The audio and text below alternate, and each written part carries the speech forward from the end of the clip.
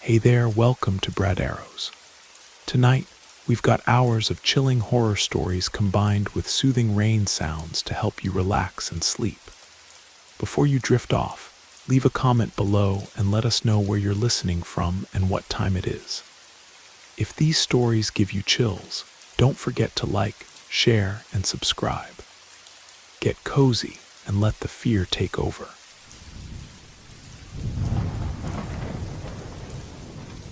I joined a local trail running group to help with my motivation. Running alone through the winding paths of Colorado's Front Range had lost its charm, and I hoped the social aspect would push me to be more consistent. The group met 3 times a week at the trailhead near my neighborhood. A mix of all ages and fitness levels gathering at dawn to tackle the mountain paths before heading to work. Everyone seemed friendly enough. We would jog together, stretch at the viewpoints, sometimes chat for a few minutes about upcoming races or trail conditions, and then part ways. It was exactly what I needed: accountability without commitment, exercise without isolation. One man in particular always seemed unusually enthusiastic. Tall with a runner's lean build, he wore expensive gear and carried high-end trail equipment. His name was Marcus, and he would linger after the runs, always inserting himself into conversations, asking increasingly personal questions about my routine, my neighborhood, my schedule. I brushed it off at first, thinking he was just overly friendly or perhaps a bit socially awkward. But within a month, I noticed something unsettling. He began to recall details about my life that I barely remembered sharing. He mentioned restaurants I'd visited, trails I'd run alone on weekdays when the group didn't meet, even a new houseplant I'd bought for my patio. Each comment was delivered casually, woven into conversation, as if these weren't oddly specific observations. It started to make me uneasy. I began keeping my distance during the runs, joining different pace groups or arriving just as the run was starting, so I wouldn't be stuck in the same conversation circle. This strategy worked for a while. He seemed to get the hint, or at least I thought he had. Then one evening, I came back from grocery shopping to find him standing outside my house. I froze in my driveway, grocery bags hanging from my wrists, keys dangling from my fingers. My heart leapt into my throat as our eyes met. He smiled and waved as if this was completely normal. Just passing by and thought I'd say hello, he called out cheerfully. "Beautiful neighborhood you have here." I was curious about this area. I've been thinking about moving closer to the trailhead myself. My stomach nodded as I nodded awkwardly and mumbled a thanks. I couldn't understand how he knew where I lived. I'd never mentioned my address or even my street name. The running group gathered miles away from my neighborhood. I fumbled with my keys, hands trembling slightly as I unlocked the door. "Well, I should get inside. Frozen goods melting," I managed to say, gesturing vaguely at my groceries. He lingered, eyes tracking my movements. "Of course. See you at Thursday's run. The North Ridge Trail, right? That's your favorite." My blood ran cold. I'd never discussed my preferences for specific trails with him or anyone in the group. I nodded mechanically and stepped inside, locking the door behind me immediately. Through my front window, I watched him stand there for another full minute before finally walking away. He didn't head toward a parked car. He simply strolled down the street as though continuing a pleasant evening walk. That night, I checked all my windows and doors twice. I called my brother, who suggested I document everything and talk to the running group organizer. "This isn't normal behavior," he insisted. "It's stalking, plain and simple." The next day, I spoke discreetly with Eva, one of the group leaders, explaining Marcus's behavior, the personal comments, showing up at my house, knowing details I'd never shared. Her expression darkened as I spoke. "You're not the first," she said quietly. "2 other women left the group last year because of him. I'll handle it carefully, I promise." I appreciated her support, but worried the confrontation would only escalate things. That evening, I installed a doorbell camera and motion sensor lights around my house. I also researched Colorado's stalking laws, saving the information in case I needed it. A week passed without incident. Marcus didn't show up for the scheduled runs, and I began to relax slightly, enjoying the trails again without constantly looking over my shoulder. Then he appeared on my street again, this time in the early morning as I was leaving for work. He was just standing there at the corner, watching my house. When our eyes met, he didn't wave or pretend to be passing by. He simply stared, unsmiling. I got in my car quickly, locked the doors, and drove away, heart pounding. As I passed him, I saw him writing something in a small notebook. That was enough. I drove straight to the police station and filed a report. The officer was attentive, taking detailed notes as I explained the pattern of behavior. She told me they would send someone to speak with him and advised me to keep documenting everything. "Unfortunately, we see this all too often," she explained. "Build a paper trail. If he contacts you again after being warned, we can take stronger action." I also made another decision that day. I quit the running group and joined a gym across town. I changed my routine completely, varying my schedule and routes to work. I informed my neighbors and coworkers about the situation, showed them his picture, and asked them to call me if they saw him around. For a few weeks, there was silence. No sightings, no unexpected encounters. The police had apparently spoken to him, and it seemed to have made an impact.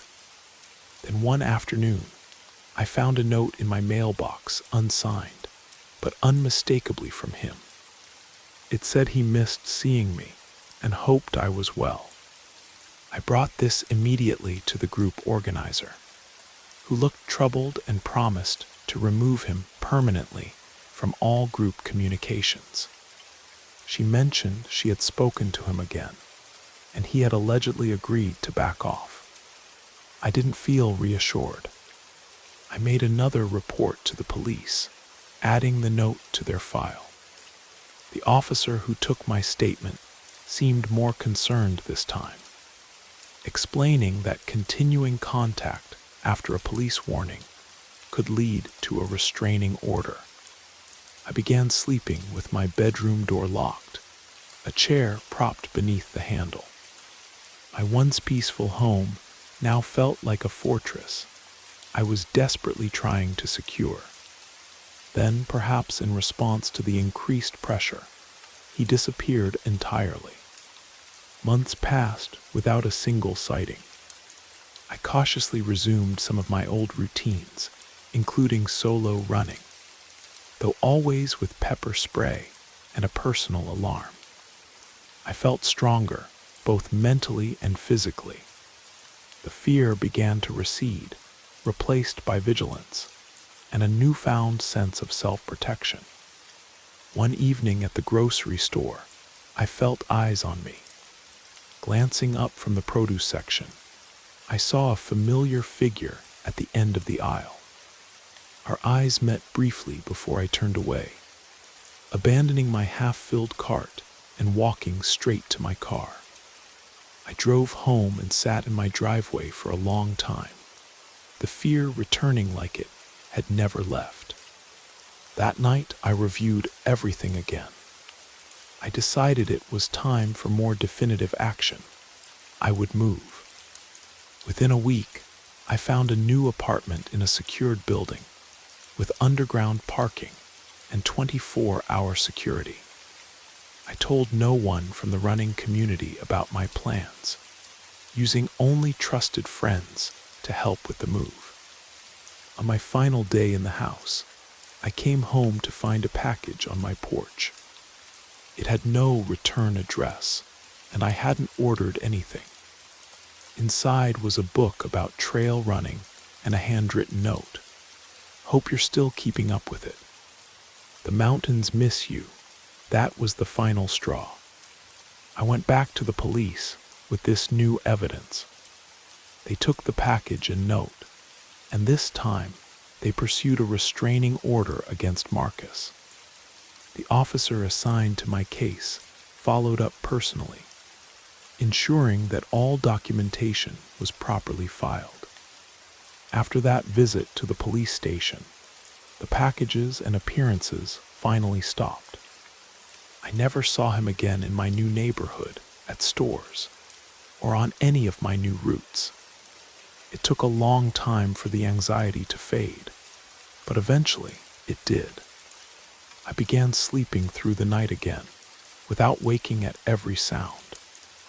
I started running at sunrise, feeling safe in the quiet glow of early light with other morning joggers nearby. Eventually, I joined a new fitness community, this one focused on women's self-defense and trail safety. It wasn't a running group exactly, but it felt good to connect with others again in a space that prioritized security and boundaries. I took everything I had learned with me, staying cautious but refusing to live in fear. I even made a few new friends, people who understood personal space and respected limits without having to be told. Looking back, I wish I had spoken up sooner, but I'm also proud of how I handled it once I recognized the danger. I didn't let the fear control me forever. I chose to take steps to protect myself and to move forward on my own terms. Life eventually returned to normal, a new normal, with better boundaries and sharper instincts. And for the first time in a long while, I could run freely again without constantly looking over my shoulder. The first time I stepped into the apartment, something felt off. It wasn't the smell or the lighting, but something heavier, something that seemed to permeate the walls and floor like a presence no amount of cleaning could remove. The door swung open with a prolonged creak, and I stood at the threshold for a long minute before taking that first step inside. The place was unnaturally quiet, too quiet, yet it felt like someone was still there, watching from a corner I couldn't quite see. I tried to dismiss the feeling and focus on the excitement of moving into my first place in Chicago. It was a steal, a one-bedroom in Wicker Park at a price well below market value. But the unease refused to leave me. The apartment had already been furnished, which the landlord claimed was a convenience, not a red flag. He explained that the previous tenant had left suddenly for a job overseas and hadn't bothered taking their things. That was strange, but not unheard of in a transient city where people came and went with the changing seasons. Still, seeing someone else's clothes in the closet and half-used toiletries in the bathroom cabinet was more unsettling than I had anticipated. I spent the first night on the couch because the bed felt too intimate, too lived in for me to claim immediately. As I lay there in the dark, the refrigerator hummed, The pipes groaned, and every shadow seemed to stretch a little too far across the hardwood floors. Sleep came in fragments, and I woke repeatedly throughout the night, each time convinced someone was standing at the foot of the couch. I would jolt upright, heart racing, and scan the room, but of course, no one was ever there. The next morning, determined to make the place feel like mine, I began unpacking and cleaning. I opened every drawer and every cabinet, clearing out the previous tenants' abandoned belongings. That was when I found a journal wedged behind a row of books on the shelf. It was leather-bound with a cracked spine. The first page dated 14 months earlier. I sat down on the windowsill and began reading, expecting mundane entries about job hunting or relationship troubles. What I found instead was much darker. The entries were scattered and fragmented, as if the writer had been losing track of time. They wrote about feeling watched, about things being moved when they were certain they hadn't touched them. There were pages filled with frantic questions, notes about checking the locks repeatedly, and crude sketches of a shadowy figure lurking in corners of the rooms. I wanted to stop reading, but I couldn't. I had already experienced some of those same sensations, and that terrified me more than anything I'd read. I closed the journal and locked it in a drawer. I told myself it was just the ramblings of someone going through a difficult time. People write strange things when they're alone too long or struggling with anxiety. That night, I forced myself to sleep in the bedroom. I put fresh sheets on the bed, tried not to think about who had slept there before me, and turned off the light. I woke at exactly 2:17 a.m., drenched in sweat and disoriented. A noise had pulled me from sleep, a soft thump like something falling to the floor. I listened intently, holding my breath. There it was again, coming from the living room. I got up slowly, tiptoed to the door, and peered out into the hallway. Nothing looked out of place, but the tension in the air made my skin prickle with goosebumps. I turned on all the lights and checked the locks, the windows, even the closets. Nothing seemed disturbed, but as I was heading back to bed, I noticed a photograph on the refrigerator that I was certain hadn't been there before. It was a Polaroid, faded and slightly torn at the edges. It showed the same couch I had slept on the night before, but the image was clearly old, and there was a person sitting on it, their face blurred out or perhaps deliberately scratched away. I threw the photo in the trash and convinced myself I had simply overlooked it during the move-in. I was tired, stressed from the relocation, and my mind was playing tricks on me after reading that journal.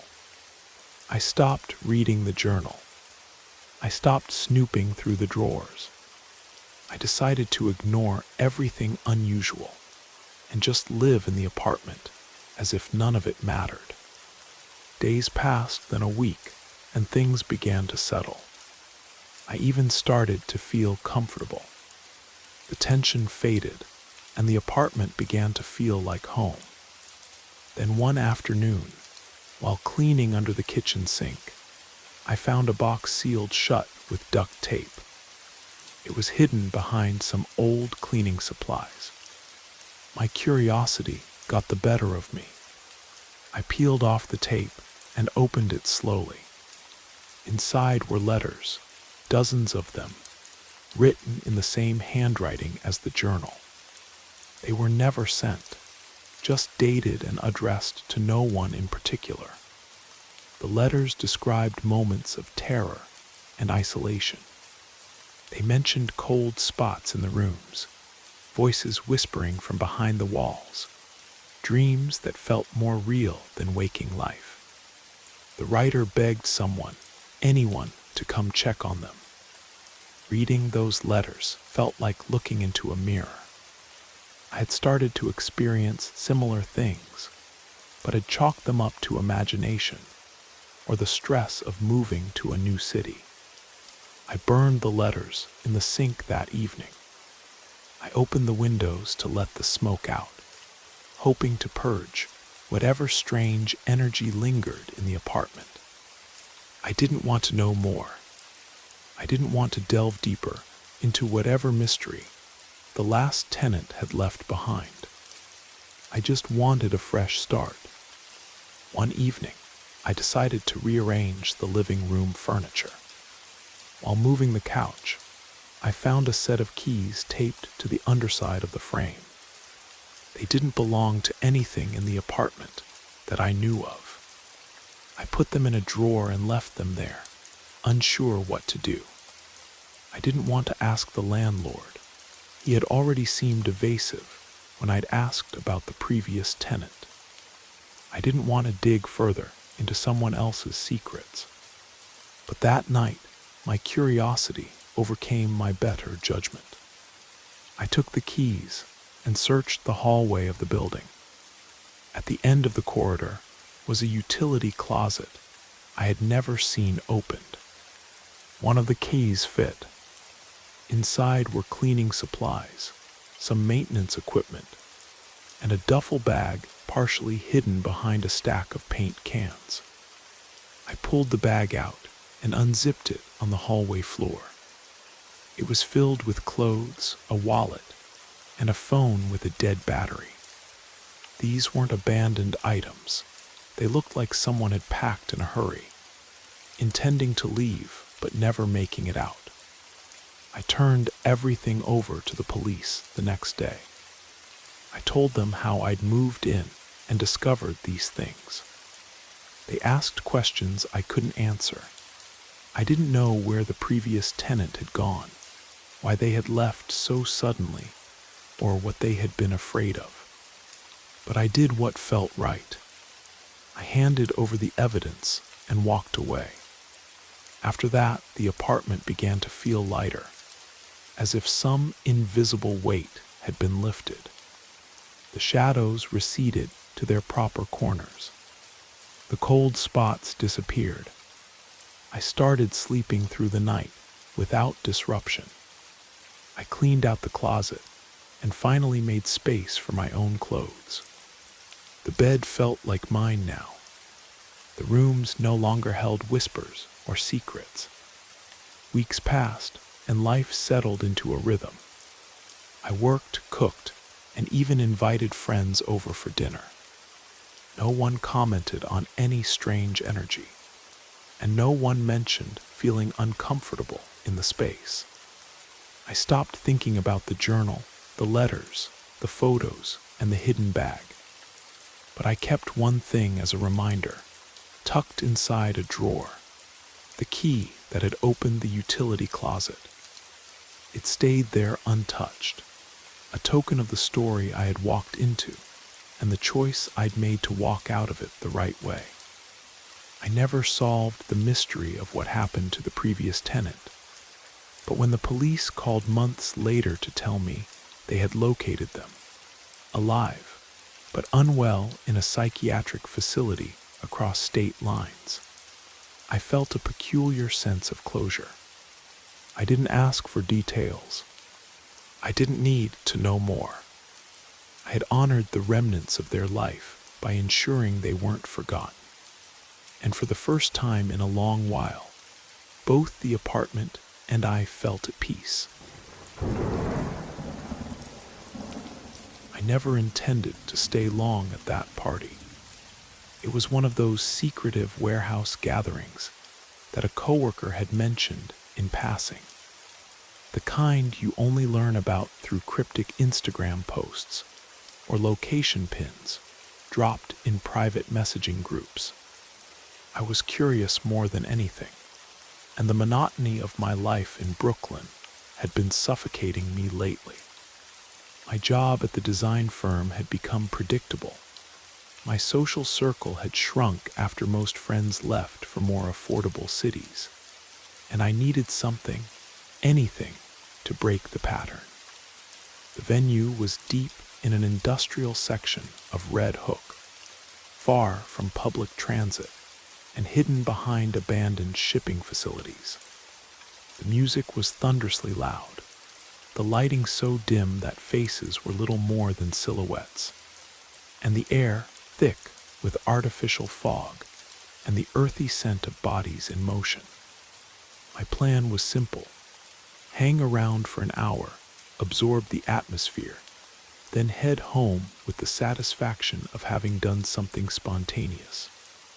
The last thing I remember clearly was accepting a drink from someone who introduced himself as a promoter, a tall figure with an asymmetrical haircut and reflective glasses that never came off despite the darkness. The drink tasted peculiar, slightly metallic with an aftertaste of something bitter, but I shrugged it off. After all, I was in an unfamiliar environment, surrounded by strangers behaving like old friends. The bass reverberated through my chest, and the room began to spin a little too fast, colors bleeding into one another as the crowd moved in hypnotic waves. That was the moment everything started to blur.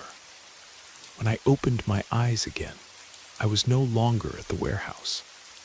I was lying on a thin mattress in a room with no windows, the air heavy with the scent of damp concrete. The walls were painted a dull gray, peeling in places, and the only light came from a single bulb encased in a metal cage attached to the ceiling. My head throbbed, and my limbs felt leaden, as if I'd been asleep for days rather than hours. Panic surged through me before I could fully process where I was.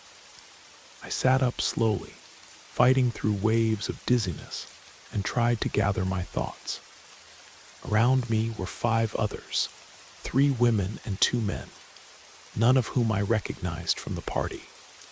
They were all in various states of consciousness, some stirring, others still motionless, one staring vacantly at the metal door with no handle on our side. No one spoke at first. The silence was suffocating, punctuated only by the distant drip of water somewhere in the walls. I didn't know if I should be the one to break it, to voice the questions churning inside me. Where are we? How did we get here? Who brought us? I stood on unsteady legs and approached the walls, running my fingers along the rough surface. They were solid concrete with no seams or weaknesses, no cracks to peer through, no hidden vents, nothing that might offer a clue to our location. I knocked on the door. The dull thud confirmed it was solid metal. The sound deadened rather than echoing. I pressed my ear against it, but heard nothing from the other side.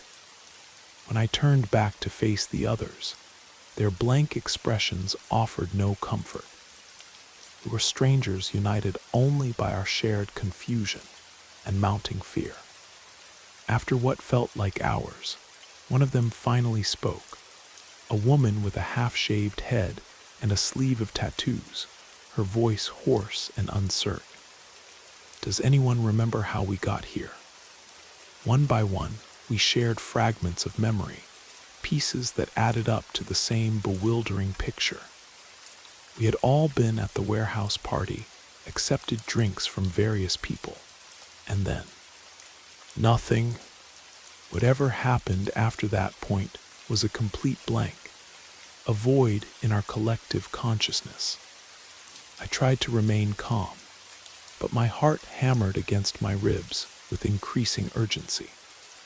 There was no sense of time in that room, no way to know if it was day or night outside, if hours or days had passed since the party. Hunger and thirst began to announce themselves with increasing discomfort. Just as I was about to suggest we check everyone's pockets for phones or anything useful.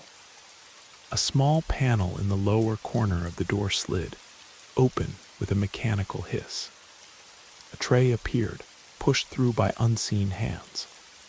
On it were 6 bottles of water and what looked like protein bars in plain silver wrappers. The panel closed before anyone could reach it or call out. The water tasted clean, but unnervingly flat. I ate slowly, watching the panel, half expecting someone to communicate with us, to explain what was happening. But nothing happened. The tray retracted silently an hour later, and we were left with the empty bottles as our only proof that someone was monitoring us. Days blurred together, if they were even days at all. The lights never turned off. Meals came at what seemed like regular intervals, and nobody came in or went out. Some of us tried to track time by counting between meals. Others gave up and retreated into themselves, sitting in corners, lost in their own thoughts. I refused to surrender to hopelessness. I meticulously tested every inch of the room, the floor, the ceiling, the spaces behind the sparse mattresses. I rationed my water, tried to keep my mind active by making up stories about my life before this place. Anything to maintain some sense of identity and purpose. The air vent above us was too small to crawl through. And even if it weren't, we had no tools, nothing sharp, nothing that could help us escape. The silent desperation among us grew louder than any words. Then, without warning or apparent reason, the door opened. It happened suddenly. A loud metallic click, and the door swung inward. A brightly lit hallway waited outside, but no one stood there to greet or threaten us. We all froze, immobilized by uncertainty. Was this a trick? A test? Were we meant to run, only to be punished for trying to escape? I was the first to move toward the door, each step deliberate and quiet. The others gradually followed, forming a tight group as we entered the hallway. It was sterile and white, with doors identical to ours spaced at regular intervals, all closed, all silent. The hallway led to a staircase that spiraled upward. We climbed, our legs weak from days of confinement, our breathing echoing in the concrete shaft. After what felt like an eternity, we reached another metal door with a keypad glowing faintly in the dim light. Taped below it was a handwritten note on yellowed paper. It said simply, "One chance." No instructions, no clues, just that cryptic warning. We stood there, paralyzed by indecision. The keypad required a code, numbers we didn't have, a pattern we couldn't guess. 6 of us, 10 digits, thousands of possible combinations. One chance. I don't know what compelled me to try. Perhaps it was desperation, or the understanding that we couldn't stay in this stairwell forever. I looked at the keypad and thought about the party, the date, the address I'd been texted, anything that might have significance. I typed in the date of the party, 051923, and held my breath as I pressed enter. The door clicked. It opened to the outside world, real sunlight pouring in, blinding and warm on our skin. We stepped out into an empty lot overgrown with weeds, surrounded by abandoned industrial buildings. There was no sign of our underground prison from above. The door we'd exited resembled a storm cellar entrance, unremarkable and weathered. We were in the middle of nowhere, but we were free. We walked for miles, following a dirt path until we reached a paved road. A pickup truck eventually passed, and we flagged it down, 6 disheveled strangers with wild eyes and an unbelievable story. The driver, a middle-aged woman who introduced herself as a leaner, looked shocked but pulled over without hesitation. She called 911 and gave us water and granola bars from her lunch cooler. I remember sitting on the roadside, the autumn grass brushing against my arms, everything feeling hyperreal after days in fluorescent captivity. At the hospital, they ran tests and asked endless questions. I answered what I could while doctors monitored me for dehydration and traces of sedatives in my system. They told us we had all been drugged with a powerful combination of substances, likely GHB mixed with something experimental that they couldn't immediately identify. The place we described, the underground room, the hallway, the stairs, couldn't be located. Authorities searched the area where a leaner had found us, but there was no sign of a bunker or any structure matching our description, just overgrown lots and crumbling warehouses. It was as if the place had vanished, or perhaps had never existed at all. In the days and weeks that followed, I kept thinking about what had happened, about why we were taken, who was behind it, and what they wanted. I had no answers, none of us did. But I was alive, and that mattered more than solving the mystery. I went back to my apartment eventually, but I could no longer call it home. The space felt exposed, vulnerable. I moved within a month, finding a small studio in a secure building with cameras and a doorman who knew every resident by name. I changed my number, deleted my social media accounts, and stopped going to any event that wasn't hosted by someone I knew intimately. The idea of being surrounded by strangers now filled me with a primordial dread. I started focusing on tangible things, objects I could hold, experiences I could verify, people whose histories I knew. I didn't want to live in fear, but I couldn't risk being caught unaware again. I see the world differently now. I listen more carefully, trust more cautiously, and notice things I used to overlook: exit signs, security cameras, the faces that appear too often in different locations. Sometimes I still wake up thinking I'm back in that windowless room, but then I see the moonlight filtering through my curtains, and I remind myself that I escaped. I survived, and I've made a solemn promise. I will never again allow myself to be lured by curiosity into places where I might vanish without a trace. I matched with someone online a few weeks before we met. His profile stood out immediately, thoughtful responses rather than the typical one-liners, photos that showed genuine interests instead of carefully staged poses, and a bio that reflected self-awareness without veering into pretentiousness. We exchanged messages that gradually evolved into long, nightly conversations. Alex told me about his life growing up in the Pacific Northwest, his work as an environmental consultant, his passion for kayaking, and his close relationship with his younger brother. He shared stories about volunteering at animal shelters and his dreams of eventually buying land in Vermont to build a sustainable home. I liked the way he discussed his family, his future plans, his values.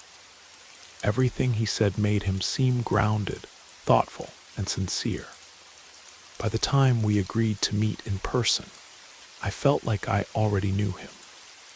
We chose a quiet cafe in North Philadelphia, an area I knew well. I arrived first and picked a table near the window, nervously adjusting my hair in the reflection of my phone screen. When he walked in, I recognized him immediately from his profile pictures, tall with dark auburn hair, broad shoulders, and the same easy smile I'd seen in his photos. He spotted me, walked over with confidence, and greeted me like we were old friends reuniting after a long separation. His voice matched our video calls perfectly, and his presence felt comfortable, familiar. We ordered coffee and pastries, then talked about small things at first: the unusually warm autumn weather, a new exhibit at the art museum, books we'd both recently finished. The conversation flowed naturally, and I kept thinking I'd made an excellent choice giving him a chance. But then subtle inconsistencies began to emerge. Halfway through our date, he mentioned a project he was managing for the Pittsburgh office, though he'd previously described in detail working in Seattle. When I asked for clarification, he brushed it off, saying he'd been temporarily transferred and thought he'd mentioned it. I noticed he was avoiding eye contact when explaining this, though he'd maintained steady eye contact throughout our previous conversation. Something felt off, but I didn't want to jump to conclusions. I gave him the benefit of the doubt and steered the conversation to lighter topics. He told a story about growing up in what he called a small fishing town. But the name was different from the suburban community outside Portland he'd mentioned in our earlier chats. It wasn't a slight variation. It was an entirely different place in another state. I asked if his family had moved around during his childhood. Again, he gave a vague answer about spending time in various places, though he'd previously spoken at length about being deeply rooted in one community his entire life. As our coffee grew cold, I found myself mentally replaying our online conversations, noting more details that suddenly didn't align. He once told me about his close bond with his younger brother, but now he was speaking about being an only child. He'd shared his passion for animal rescue, but when I asked about recent volunteer work, he seemed confused before crafting a hasty response. My stomach tightened as the inconsistencies multiplied. The thoughtful, consistent person I'd been talking to for weeks was being replaced by someone who couldn't keep their own story straight. I began asking more specific questions, not confrontationally, but with genuine curiosity. His answers became increasingly hesitant, his charming confidence giving way to nervous glances around the cafe. Then I mentioned a charity event he'd claimed to volunteer at regularly, a major annual fundraiser for the local animal shelter. I asked how it went the previous month. He paused, then said it had been canceled due to weather. I knew it wasn't. I had looked it up after he'd mentioned it, even considered attending. The event had taken place exactly as scheduled, with clear skies and record attendance. That was the moment I knew with certainty. I was sitting across from someone who had fabricated an entire identity. I leaned back in my chair and quietly observed him as he attempted to change the subject. He mentioned a film he claimed to love, yet described a plot that bore little resemblance to the actual movie. His words now felt rehearsed, hollow. The person before me was not who they claimed to be. This wasn't about changing minor details to impress a date. This was an elaborate web of fictional experiences, preferences, and relationships. I felt a profound disappointment washing over me. I had opened up to him, shared personal stories, and believed we were building something authentic. I wondered how many other aspects of his life were fabricated. Did he even work as an environmental consultant? Was his name actually Alex? I decided not to confront him directly in such a public place. I didn't want a scene or a dramatic exit. Instead, I smiled politely and said I needed to leave soon for a work commitment. He seemed relieved, nodding quickly, probably sensing that I'd figured him out. As we stood to leave, he suggested we meet again the following weekend. I gave a non-committal response about checking my schedule and walked out, the cool autumn air feeling refreshing after the stifling atmosphere of deception. I walked to my car, locked the doors, and sat there for several minutes, trying to process what had just happened. I replayed the date in my mind, cataloging every red flag I'd initially dismissed. The person I'd been sharing my thoughts with for weeks was essentially a stranger, someone who had constructed an elaborate persona rather than revealing their authentic self. That night, I deleted his number and unmatched him on the dating app. I didn't send a message or demand explanations. If someone could fabricate such an intricate web of lies without hesitation, there was no point in pursuing any kind of truth from them. Instead, I spent time reflecting on what I'd learned from the experience. It made me realize how important it is to protect my time, my trust, and my emotional energy. It also reminded me not to blame myself for someone else's deception. I had entered the situation with honesty and openness, and that mattered more than how the date had turned out. I deserve someone who matches that authenticity, not someone pretending to be someone they're not. And I know I'll find that one day, with a person who doesn't need to invent a version of themselves to be valued. I told a close friend about what happened, just to process my feelings out loud. She reminded me that this kind of thing happens more often than people admit, especially in the world of online dating. Her words made me feel less alone, less naive. I appreciated the reminder that being cautious isn't the same as becoming closed off. I promised myself I would keep trying, but with sharper awareness and better boundaries. In the days that followed, I returned to my normal routine. I worked, spent time with family, and focused on the activities that brought me joy. The experience lingered, not as a wound, but as a lesson. It taught me to look beyond carefully crafted words and pay attention to inconsistencies.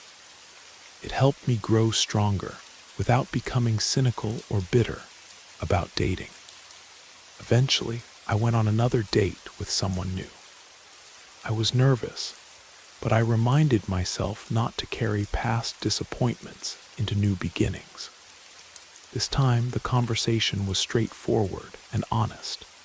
No grand stories, no exaggerated claims, just real talk about everyday life and genuine interests. As we walked through a riverside park after dinner, I felt an unfamiliar sense of peace. I knew I would be fine, whether or not this person turned into something serious. I hadn't lost my ability to trust. I had simply refined the way I chose to give it. Sometimes the most valuable outcome of encountering a lie is developing the strength to recognize and appreciate something real when it finally appears. And this time I was ready for it. It was a quiet start to my shift. I had just begun working nights at the Sunoco station on the outskirts of Albuquerque, where the city lights faded and the desert stretched endlessly in all directions. The fluorescent lights hummed overhead, casting a sterile glow across the convenience store. The parking lot was mostly empty, except for a couple of semi-trucks, whose drivers were catching a few hours of sleep before continuing their long hauls. I didn't expect anything unusual, just another 8-hour shift with coffee and the staticky radio for company. The first couple of nights had been uneventful. I familiarized myself with the layout, learned how to check the pumps, and kept the shelves stocked with energy drinks and road trip snacks. The store was old but functional, with a small stockroom in the back behind a narrow hallway. I hadn't spent much time in there yet, only stepping in to grab extra boxes of cigarettes or cleaning supplies when needed. It felt claustrophobic, with dim lighting from a single bulb that flickered intermittently, making the space feel unwelcoming. On the third night, I noticed something odd. One of the boxes of energy drinks looked like it had been opened and resealed with packing tape that didn't match the rest. At first, I thought it was just how it had arrived from the distributor, but the uneven edges caught my attention. When I lifted it, the box felt lighter than it should have. I opened it to find that half the cans were missing. I checked the delivery log, but there were no notes about damaged or opened inventory. Everything had been signed off as complete and intact. The previous shift had already left, and I had no way of asking them about it until the next day. I brushed it off, assuming maybe someone had pulled stock and forgotten to update the records. Still, it felt careless and out of the ordinary. Around 2 a.m, I decided to sweep the back hallway and check the stockroom more thoroughly. As I opened the door, a strange smell hit me, not strong but distinctive. It was a mix of stale food, body odor, and something faintly metallic. The kind of smell that tells you someone has been in a space they shouldn't be. I turned on the light, which flickered weakly before stabilizing. At first glance, everything looked normal. Boxes were stacked in their designated areas. Cleaning supplies sat on metal shelves, and nothing seemed obviously disturbed. But then I noticed a blanket tucked between a pile of flattened cardboard boxes in the corner. It was navy blue and worn-looking, with food crumbs scattered across it, as if someone had eaten there recently. My heart began beating faster as I stepped closer. Beside the blanket was an empty water bottle and a wrapper from one of our protein bars, a brand we didn't even carry. I knelt down and pulled the boxes aside to reveal more signs that someone had been staying there. A pair of threadbare sneakers, a small flashlight with dying batteries, and a dog-eared paperback with Spanish notes scribbled in the margins. I stood up quickly and locked the stockroom door behind me. I returned to the front counter, trying to stay calm while processing what I'd discovered. The security cameras had a blind spot that covered most of the stockroom entrance. Whoever had been hiding there knew that. They must have studied the layout and cameras carefully. I called my manager, but there was no answer at 1 a.m. I was uncertain what to do. This didn't feel like a genuine emergency that warranted calling 911, but I couldn't simply ignore it either. I decided to check the exterior of the building. I walked the perimeter with my flashlight, scanning the shadows. The back door had a padlock, but it looked like it had been tampered with. The metal was scratched around the keyhole, and the latch seemed loose. I went back inside and locked the front doors as a precaution. For the remainder of the shift, I couldn't shake the feeling that I was being watched.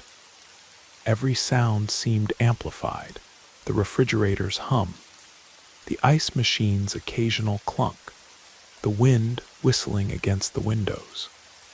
Each creak of the floor felt unnervingly deliberate. When sunrise finally came, I was exhausted but relieved. I told the morning clerk about what I'd found, and they agreed to check the security footage with me. The recordings showed nothing unusual, just me moving around the store and stocking shelves. The only conclusion was that whoever had been hiding in the stockroom knew exactly how to stay out of camera range. Later that day, my manager called back and confirmed that someone had definitely been inside. He found more food wrappers and a makeshift pillow stuffed behind some paper towel packages. He said he would file a report with the local police and have the locks changed. He also planned to install another security camera to cover the stockroom door and blind spots in the back hallway. I returned for my shift that night with a mixture of determination and anxiety. The air still carried that peculiar stale scent, as if whoever had been there had only recently departed. Around 3 a.m, I heard a soft noise from the back, a faint scraping sound, like something being dragged across concrete. I grabbed my flashlight and cautiously walked down the hallway. The stockroom door was still locked, but the sound seemed to be coming from the utility closet adjacent to it. I opened the closet and found nothing unusual. But when I turned around, I noticed the hallway door leading to the employee restroom was slightly ajar. I was certain I had closed it earlier. Taking a deep breath, I pushed the door open. The restroom lights were off, but in the beam of my flashlight, I saw movement, a shadow ducking behind the door. I didn't confront them. Instead, I backed away and hurried to the front to call for help. This time I called 911, telling them someone was hiding in the building. The dispatcher kept me on the line, while officers were dispatched to the gas station. They arrived within minutes. 2 officers swept the building systematically and found a man curled up behind the restroom door, thin, disheveled, holding a half-eaten sandwich he must have taken from our deli case. He didn't resist. He just looked exhausted and frightened. Later, I learned that he had been living behind the gas station for weeks, slipping in at night to sleep and find food. He had discovered the camera blind spots by chance and had been surviving undetected until I noticed the signs of his presence. He wasn't violent or threatening, just desperate. He had lost his job and home to addiction and found the stockroom by accident during a particularly cold night. It was warm, quiet, and rarely checked thoroughly. He thought he could hide there until he figured out his next move. I felt a complex mix of emotions afterward: relief that the mystery was solved, fear at how close I'd come to a potentially dangerous encounter, and a surprising amount of compassion. The man's circumstances reminded me how quickly life can unravel for anyone, how thin the line between stability and desperation can be. The incident changed several things at the gas station. The locks were upgraded. Security cameras were installed to cover every corner, and my manager implemented mandatory stockroom checks at the beginning and end of each shift. I continued working nights, but with a heightened awareness of my surroundings. I started carrying a small notebook to track anything unusual, just to be thorough. Each shift gradually returned to normal. Customers came and went. Coffee brewed continuously. The radio played soft country music in the background. I kept my eyes open, but nothing strange happened again. The building felt lighter somehow, the air clearer, and the sense of being watched gradually faded. I never saw the man again. I heard from a regular customer who worked at the local shelter that he had found help there. I hope that was true. I still think about him sometimes, especially when I check the stockroom or walk through the back hallway. His presence, though uninvited, taught me something important about noticing the quiet things, about listening to what silence tries to tell you. Sometimes danger doesn't announce itself with a scream or a crash. Sometimes it tiptoes in, finds a corner, and waits to be discovered. And sometimes when you finally see it, all you can do is face it with a compassionate heart while keeping yourself safe. That job taught me more than how to run a register or stock energy drinks. It taught me to notice the smallest details, to trust my instincts, and to understand that the people we label as threats are sometimes just people who have fallen through society's cracks, looking for warmth and safety wherever they can find it. I booked a solo cabin retreat in the Blue Ridge Mountains, desperate for a break from Manhattan's relentless pace. For months, I'd been drowning in deadlines, client calls, and the perpetual noise of the city. I needed space, silence, and time to reconnect with myself.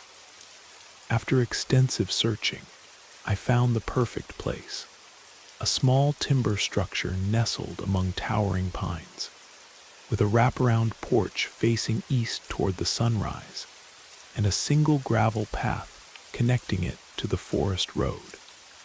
The listing promised no Wi-Fi, no television, and blissfully, no neighbors for miles.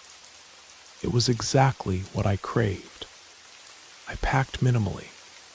Books I'd been meaning to read, a journal, enough food and supplies to last a week, and my camera to document the mountain vistas.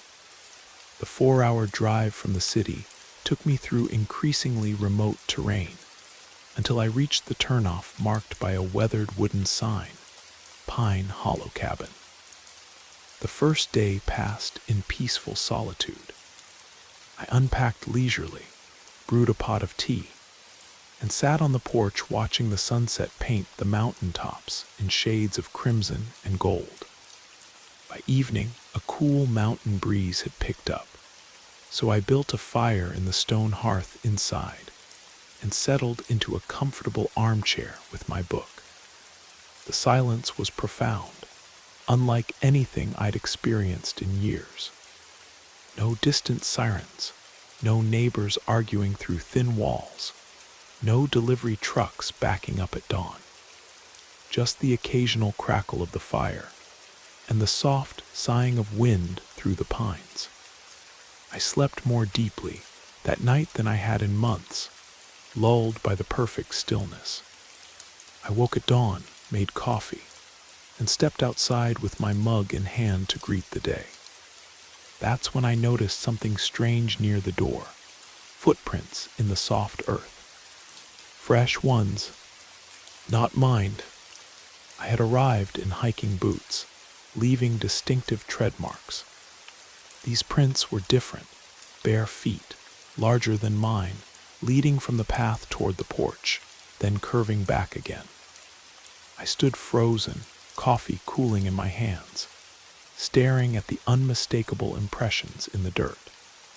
I hadn't seen or heard anyone since my arrival. The cabin was at least 3 miles from the nearest property, and I'd seen no other vehicles on the narrow access road. Yet someone had clearly been standing outside my door, potentially while I slept. I brushed away the prints with a fallen branch and tried to rationalize what I'd seen. Perhaps they were already there when I arrived, and I simply hadn't noticed them in my eagerness to settle in.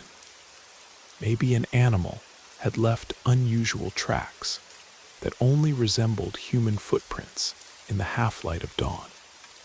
I spent the rest of the day trying to distract myself, hiking a short trail nearby, gathering kindling for the evening fire, reading on the porch swing.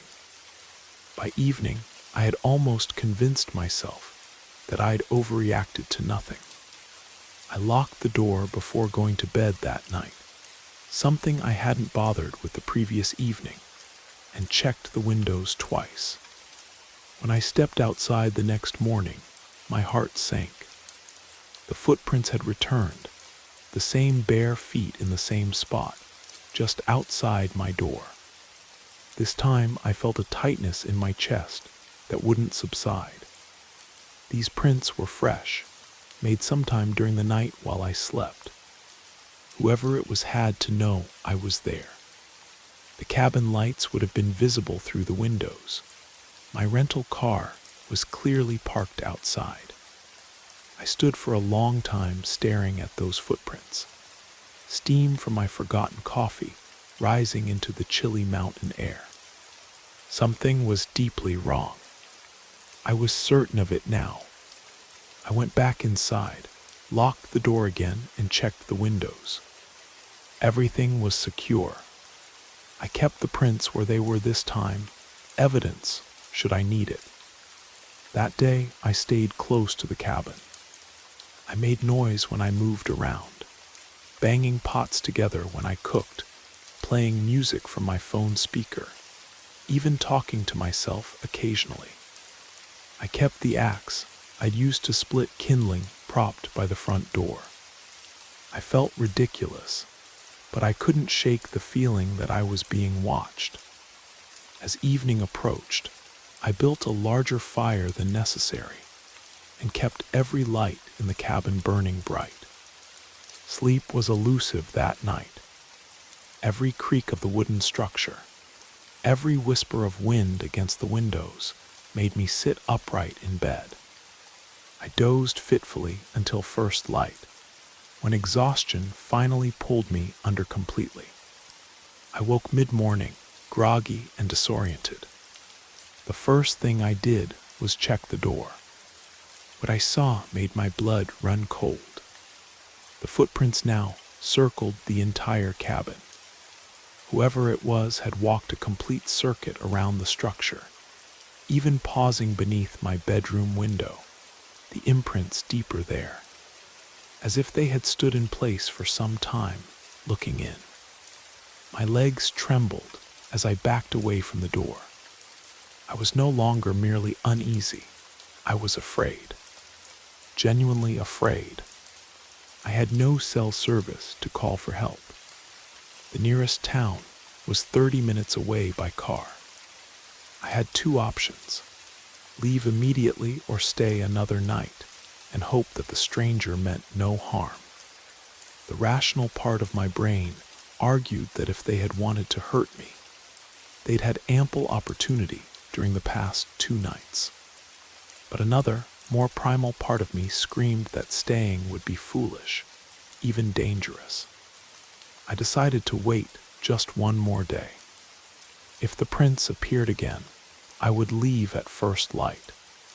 To pass the time and keep my anxiety at bay, I wrote in my journal, recording everything I'd observed since arriving.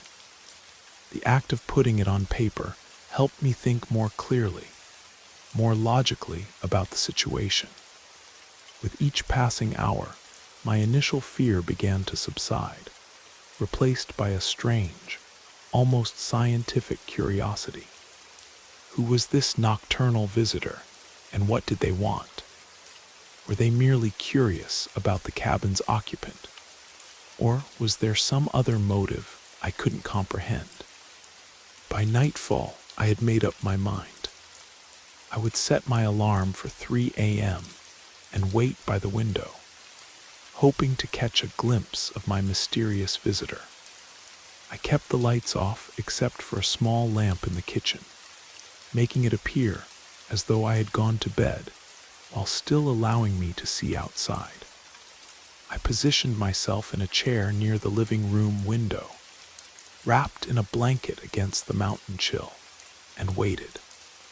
The minutes crawled by, marked only by the ticking of the old clock on the mantel and the occasional shifting of embers in the dying fire.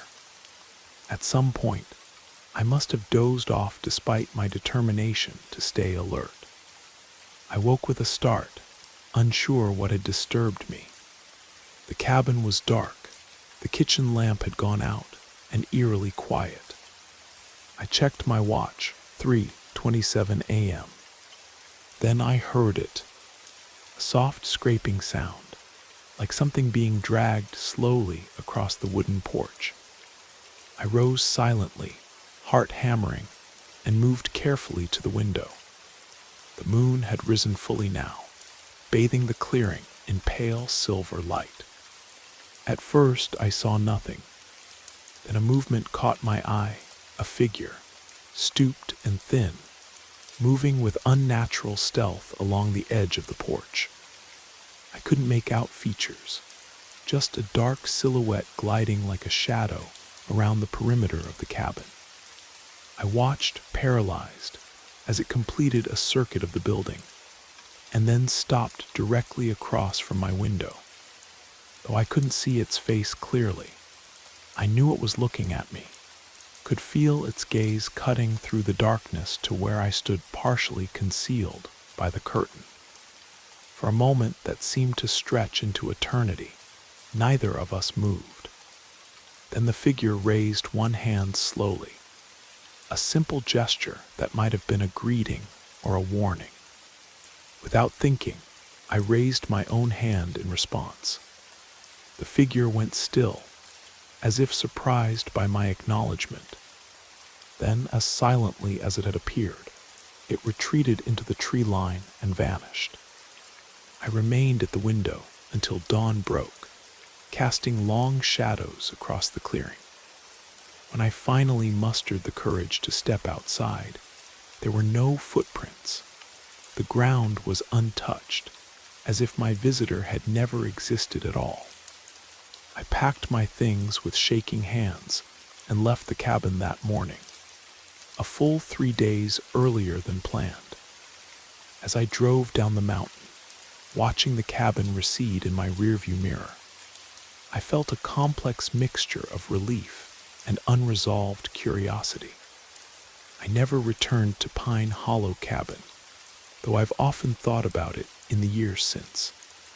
I've researched the area extensively, looking for local legends or historical accounts that might explain what I experienced, but found nothing conclusive. Sometimes I wonder if stress and isolation had simply played tricks on my mind, if the footprints had been there all along, unnoticed, until my city-trained brain began searching for threats in the unfamiliar quiet of the wilderness. But in my most honest moments, I know what I saw. Someone or something had been watching me during those nights in the mountains. I'll never know who they were or what they wanted, but the memory of that raised hand often returns to me in dreams. I still take solitary trips occasionally, still seek out quiet places away from the city's chaos, but I never stay anywhere quite so remote anymore. The solitude I once craved now carries an edge of wariness that I can't entirely shake. The mountains taught me that true isolation comes with its own unique terrors, and that sometimes the quiet carries echoes we're not meant to hear. It started innocently enough, like any other evening in my Boston apartment. I was curled up on my sofa, half watching a documentary about deep-sea creatures while scrolling through social media on my phone. Outside, November rain tapped steadily against the windows, creating a soothing backdrop to an otherwise ordinary Tuesday night. That's when my phone rang. The screen displayed a number I didn't recognize, not unusual in itself, as I often received calls from clients using different lines. I answered without hesitation, expecting perhaps a last-minute work request or a friend calling from a new number. The line was silent at first, and I was about to hang up when a strange voice crackled through. It was distorted and unnatural, as if being filtered through some kind of voice modulator. The words were faint initially, but I could make them out clearly enough to feel a chill crawl up my spine. "You were at Lighthouse Coffee yesterday, weren't you? You ordered the cinnamon latte and sat by the window in the red armchair." My heart seemed to skip a beat. I had indeed been at that exact cafe the previous day, ordered that exact drink, and sat in that specific chair. I hadn't posted anything about it online. I hadn't told anyone about my impromptu coffee stop. It had been a completely spontaneous decision, made during my lunch break. The voice didn't continue for long, just a few more cryptic words before the call ended abruptly. "The blue scarf suits you. You should wear it more often." I sat there staring at my phone, my documentary completely forgotten. The blue scarf was new. I'd purchased it over the weekend and worn it for the first time yesterday. How could anyone know these details? I tried calling the number back, but it went straight to an automated message saying the number was not in service. I checked my call history to make sure I hadn't imagined it, but there it was, a 23-second call from an unknown number. I tried to rationalize what had happened. Perhaps it was someone from the coffee shop, an employee with access to my name through my credit card payment, who had somehow obtained my number. But that didn't explain how they knew about the scarf, or why they would call in the first place. Maybe it was a friend playing an elaborate prank, though none of my friends would disguise their voice so disturbingly or play such an invasive joke. I put the phone down and tried to focus on the documentary again, but my mind kept circling back to the call. Eventually, I convinced myself it was probably nothing sinister. Strange, yes, but not necessarily threatening. The next morning, I was walking to the subway station when I noticed a woman in a bright yellow raincoat pass by me. As she did, I could have sworn I heard her mention Lighthouse Coffee. I couldn't make out the exact words, but it was enough to make me turn my head in confusion. She continued walking, speaking into her phone as if she hadn't noticed me at all. It was probably just a coincidence. That cafe was popular in the neighborhood. Still, coming right after the unusual call, it made my stomach knot uncomfortably. I tried to push it out of my mind as I boarded my train and headed to work. The day went by normally, filled with meetings and deadlines that temporarily distracted me from the strange occurrences. Then that evening, my phone rang again. The same unknown number. This time the message was shorter, the voice just as electronic and unsettling. "I saw you at Davis Square Park last Thursday. You were reading The Silent Patient on the bench by the pond. The one with the ducks." I nearly dropped the phone. I had indeed been at that park, reading that exact book on that specific bench. Again, it wasn't something I had shared on social media or mentioned to anyone. It had been a private moment of solitude after a stressful day at work.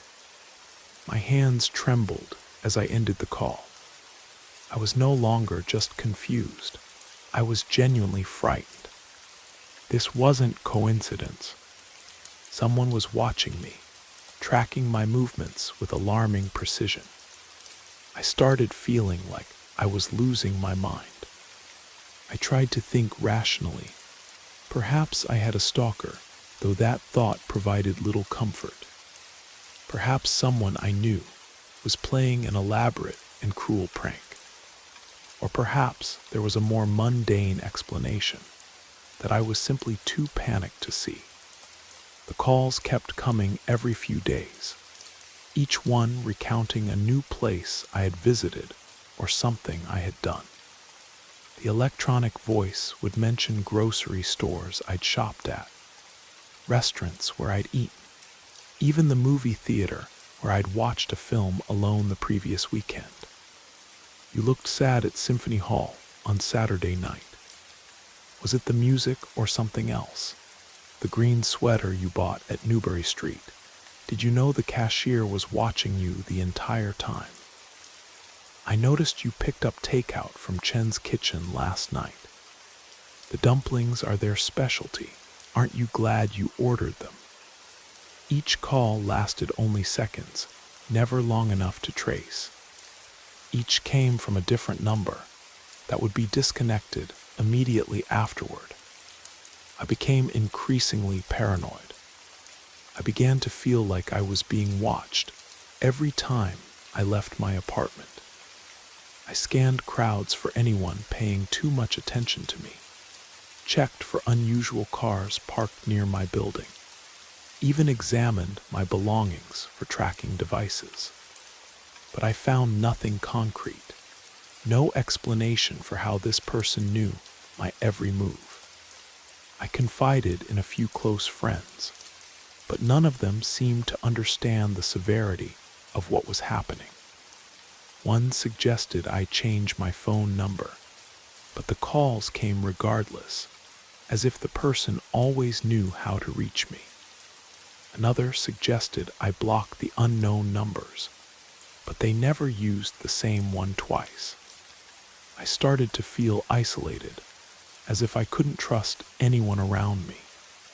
Even my closest friends became potential suspects in my increasingly paranoid mind. Then came the day I received a voicemail with no words, just the sound of heavy breathing. I deleted it immediately, my hands shaking too badly to hold the phone properly.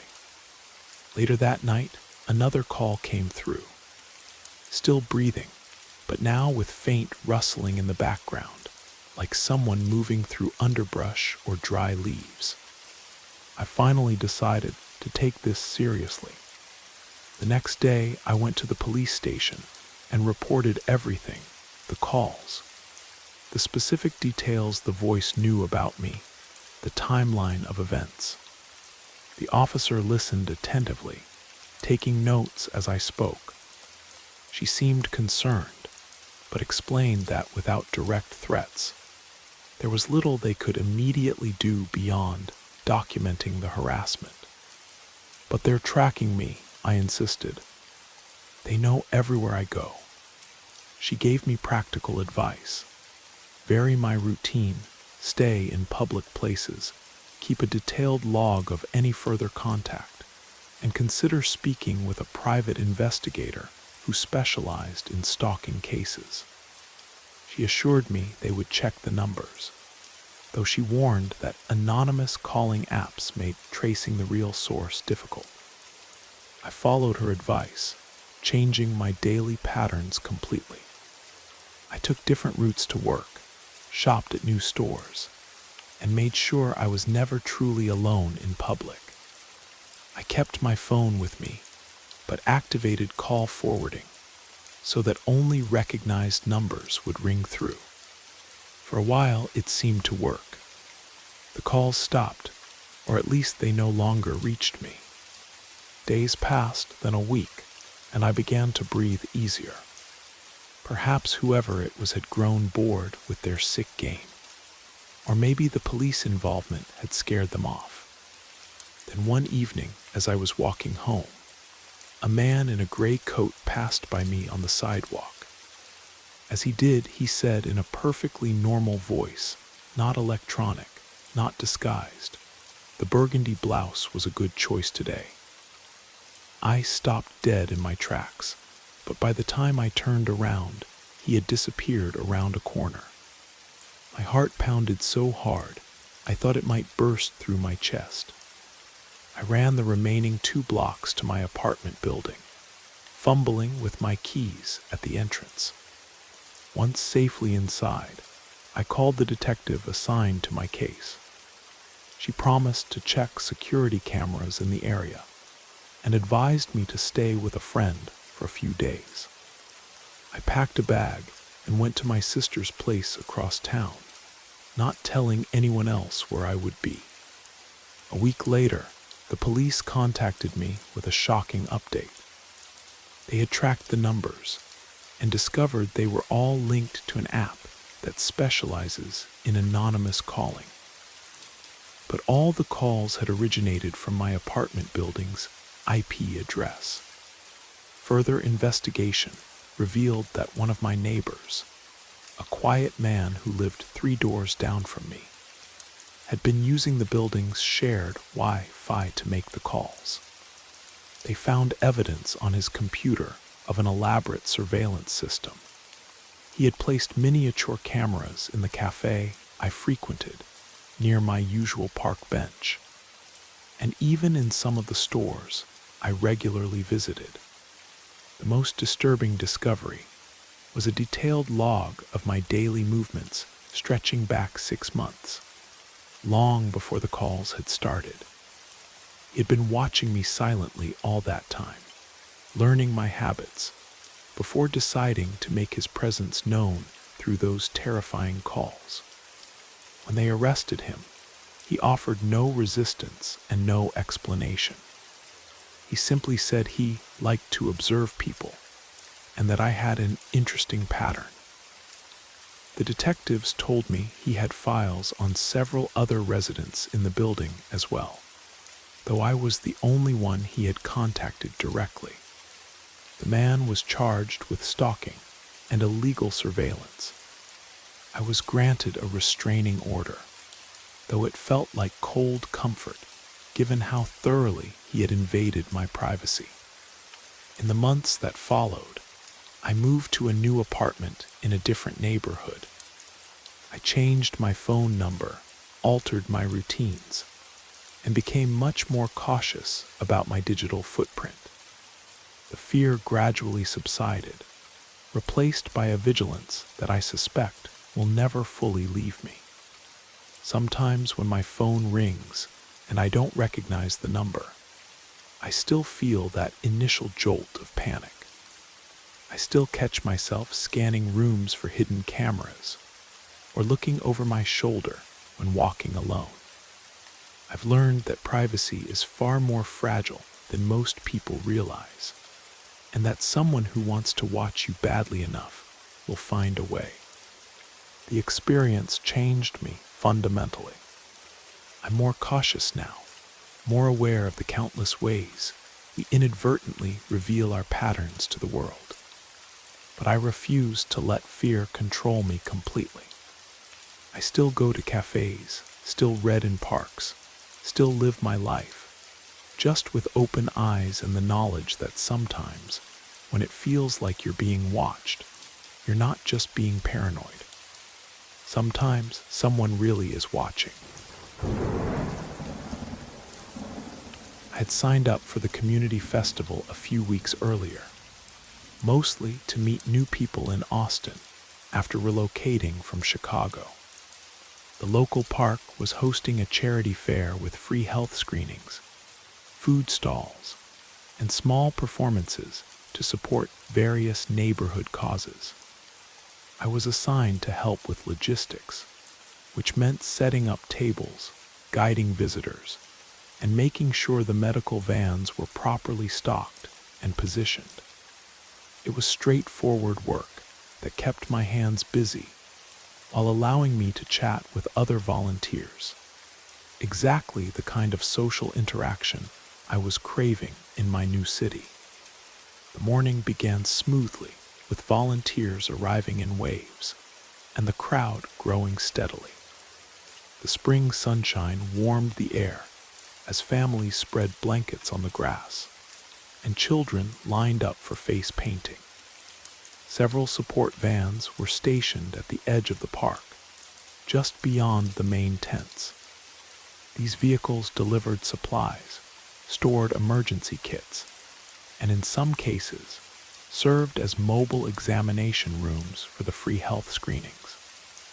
Around 11 o'clock, one of the coordinators asked me to check the supply boxes in one of the vans, since someone had reported missing first aid kits and bottled water. The white van with the blue stripe, she said, pointing toward the far side of the grounds. It should be unlocked. Just do a quick inventory and let me know if we need to request more supplies. I nodded and headed in that direction, clipboard in hand, ready to count packages and check them against our master list. The festival was in full swing now, with musicians playing on the small stage and the aroma of food trucks filling the air. It was shaping up to be a perfect Saturday. When I reached the designated area, I noticed there were several white vans parked along the perimeter. I found the one with the blue stripe and tried the back doors. They opened easily, and I climbed inside, expecting to find neatly organized crates of bottled water and medical supplies. Instead, I found rows of large black duffel bags, unlabeled, unzipped, and clearly not part of any charity event. My confusion quickly turned to unease as I knelt down to inspect one of the open bags. Inside were personal items that made no logical sense together. Several smartphones still in protective cases, but without chargers, a handful of passports from different countries, and a small collection of children's toys. None of it was labeled or organized in any comprehensible way, and none of it belonged in a supply van for a community health fair. I backed away from the bag, my heart beginning to race. I checked the event list on my clipboard, looking for any mention of this particular van and what it might contain. There was nothing, no record of it being part of our official fleet. Looking more carefully now, I noticed the permit hanging from the rearview mirror didn't match the registration number painted on the side panel. I climbed back inside and opened more bags, each one stranger than the last. One contained clothing in various sizes, clearly used. Another held sealed envelopes filled with cash in different currencies.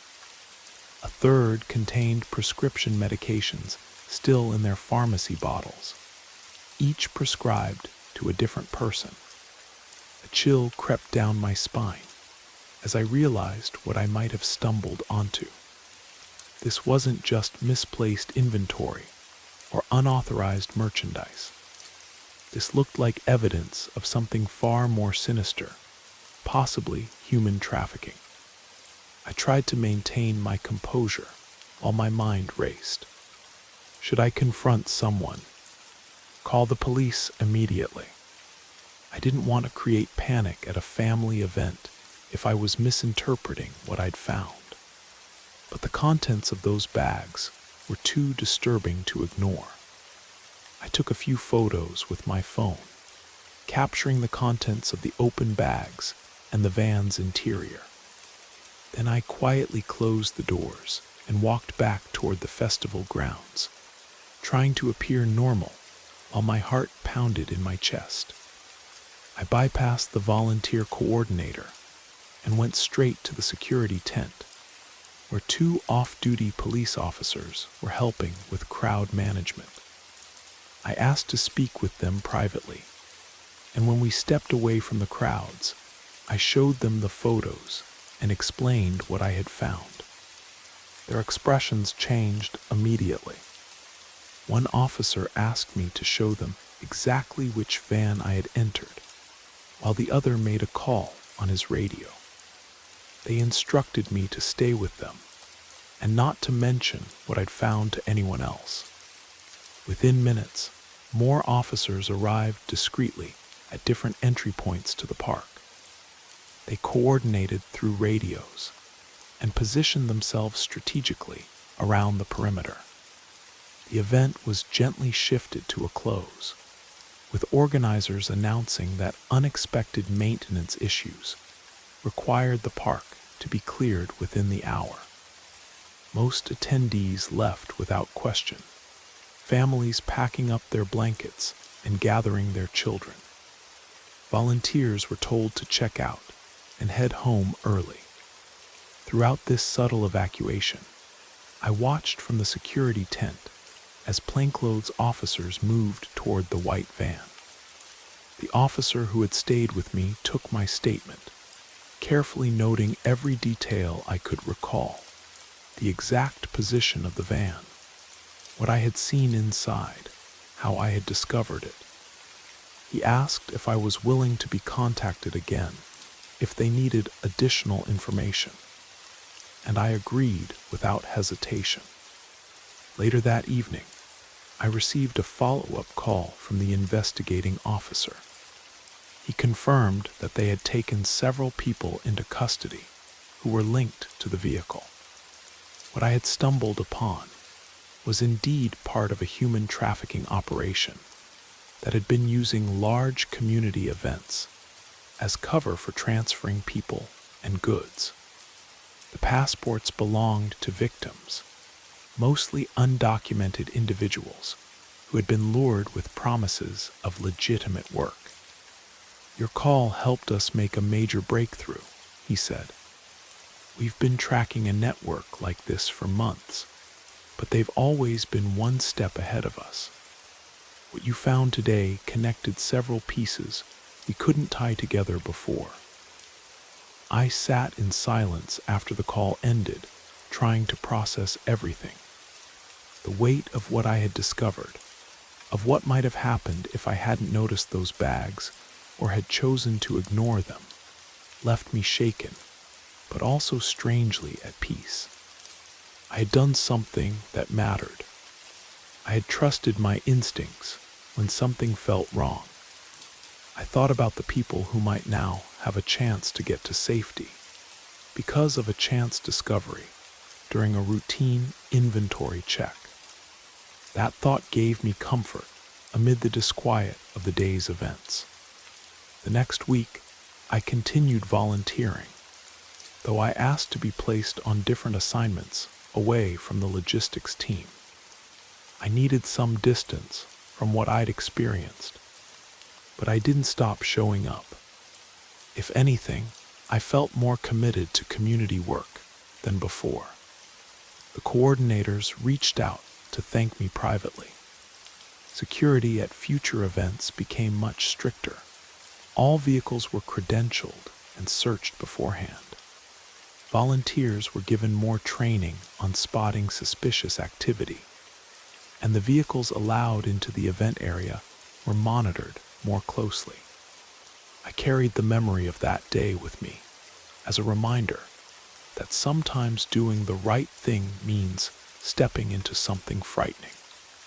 I had not gone looking for trouble that spring morning. I had just wanted to help out, to meet people in my new hometown. But when the truth showed itself, I faced it instead of looking away. I could live with that. I had done what needed to be done, and I had helped people I would never even know by name. It was close to 11 p.m. when I reached the bus stop. The streets of Philadelphia were mostly empty, except for a few cars passing now and then, their headlights briefly illuminating the rain-slicked pavement before disappearing around corners.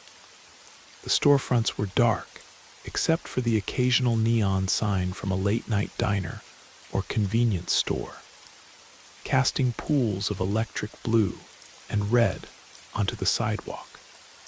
I stood beneath the dim light of the shelter, glancing at my phone to check the bus schedule. The screen told me I had 10 more minutes to wait for the last bus of the night. I leaned against the glass panel and tried to stay alert, aware of how vulnerable I felt in the near-empty streets. It had been a long day at the hospital, where I worked as a radiologist. A 12-hour shift had left me exhausted, my mind foggy with fatigue. All I wanted was to get home, take a warm shower, and collapse into bed. My car was in the shop with transmission problems, leaving me dependent on public transportation for the week. The neighborhood wasn't particularly dangerous, but I'd always been cautious when out alone after dark. Months of working late shifts had taught me to maintain a careful awareness of my surroundings, to carry my keys between my fingers, to walk with purpose even when tired. A few other people had been waiting at first, a young woman with headphones, an older man with a briefcase, a couple huddled together against the evening chill. One by one, they had boarded earlier buses, until I was the only one left waiting under the flickering fluorescent light. That was when I noticed him approaching. He walked slowly, hands in his black overcoat pockets, eyes fixed directly on me with a strange, detached calm. At first, I assumed he was just another passenger, waiting for the same late bus. He looked average enough, medium height, close-cropped hair, unremarkable features, someone you might pass a dozen times during the day without noticing. But there was something about the way he moved, something too deliberate and focused, that made my skin prickle with unease. He entered the shelter and stood slightly too close, just enough to make me uncomfortable without being obviously threatening. I shifted away and looked down at my phone again, pretending to read something important while keeping him in my peripheral vision. He didn't say anything at first, just stood there, his breathing audible in the quiet night air. Then without warning, he spoke, his voice low but clear. "Waiting for the 23, right? The one you always take on Tuesdays." My heart skipped a beat. I did indeed take the 23 bus every Tuesday after my shift, but how would a stranger know that? I hadn't established enough of a routine for a random person to notice, especially not at this hour when few people were around to observe patterns. I nodded stiffly without looking up, hoping he would interpret my silence as disinterest rather than the growing fear it actually was. "You usually leave earlier though," he continued. "Around 9:30. You stop at the coffee shop on Walnut first, the one with the green awning." Now my pulse was racing. I did sometimes stop at that cafe, but irregularly, and only when I had time. There was no way this was a lucky guess or casual observation. He had been watching me, tracking my movements over time. I glanced toward the street, looking for any sign of the approaching bus, calculating how long I could wait before needing to find an alternative escape. The street remained empty, not even a taxi in sight. "I like how you always wear those blue scrubs," he said, his voice growing more animated. "The color suits you. Not like today's. These maroon ones don't look as good." Now I was certain. This wasn't just uncomfortable small talk.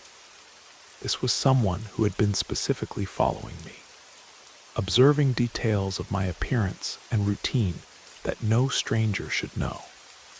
I felt a cold wave of dread wash over me as I realized how vulnerable I was, alone at this deserted bus stop with someone who had been stalking me for who knew how long.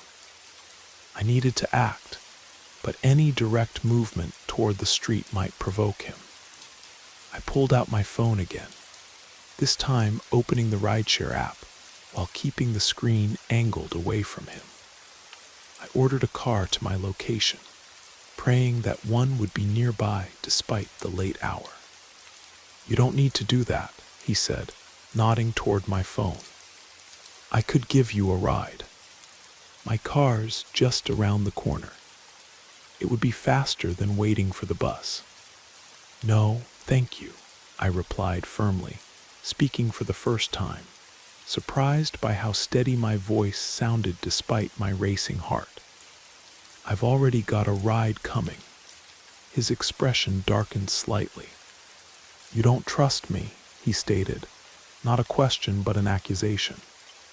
"I've been watching over you for weeks, making sure you get home safe. I know which apartment building you live in, the brick one with the green door, 3rd floor, right side." My blood ran cold. My address wasn't something I shared widely, and I was careful about being followed home. The fact that he knew exactly where I lived meant he had trailed me multiple times without my knowledge. The rideshare app showed my driver was 7 minutes away, too long to wait in this increasingly dangerous situation. I needed another plan. Across the street, I noticed the lights of a convenience store were still on. A teenage clerk was visible behind the counter, scrolling through his phone. If I could get there, I wouldn't be alone with this man any longer. "I think I'll wait inside the store instead," I said, gesturing across the street. "It's getting cold out here." As I moved to step past him, he shifted, blocking my path. Not completely, but enough to make his intention clear. He wasn't going to let me leave easily. "We could have coffee sometime," he said, his tone attempting warmth, but achieving only a hollow mimicry of it. "I know you like caramel lattes with almond milk. Extra shot, no whip." That was exactly how I ordered my coffee. The precision of his knowledge made my skin crawl. This wasn't casual observation. This was obsessive surveillance. In that moment, I made a decision. I would not become a victim. I straightened my posture, looked him directly in the eye, and spoke loudly enough that my voice would carry to anyone passing by. "I don't know you, and I don't want to know you," I said clearly. "You've been following me, and that needs to stop right now. I've already texted your description to friends and the police. Move out of my way." His expression flickered between surprise and anger. He hadn't expected direct confrontation, and it momentarily threw him off balance. In that instant of hesitation, I sidestepped him and walked quickly, not running, which might trigger a chase response, but moving with determined speed toward the convenience store. My heart hammered in my chest as I crossed the street, half expecting to feel his hand on my shoulder at any moment. But when I glanced back, he was still standing at the bus stop, watching me with an unsettling stillness. The bell on the convenience store door jingled as I entered. The young clerk looked up, instantly sensing something was wrong from my expression. "Are you okay?" he asked, already reaching for the phone. "No," I answered honestly. "There's a man at the bus stop who's been following me. He knows where I live. Could you call the police?" While the clerk made the call, I watched through the window as the man finally moved. Instead of following me, he turned and walked in the opposite direction, disappearing around a corner into the darkness. The relief I felt was tempered by the knowledge that he could return at any time, that he knew where I lived, worked, and regularly traveled. The police arrived within minutes. They took my statement, scanned the area, and offered to escort me home. I accepted gratefully, though I knew it was only a temporary solution to what might be an ongoing threat. That night, I double-checked every lock in my apartment, wedged a chair under my doorknob, and slept with the lights on. In the morning, I contacted the hospital security team to alert them to the situation and filed a formal police report with every detail I could remember about the man. In the weeks that followed, I completely altered my routine.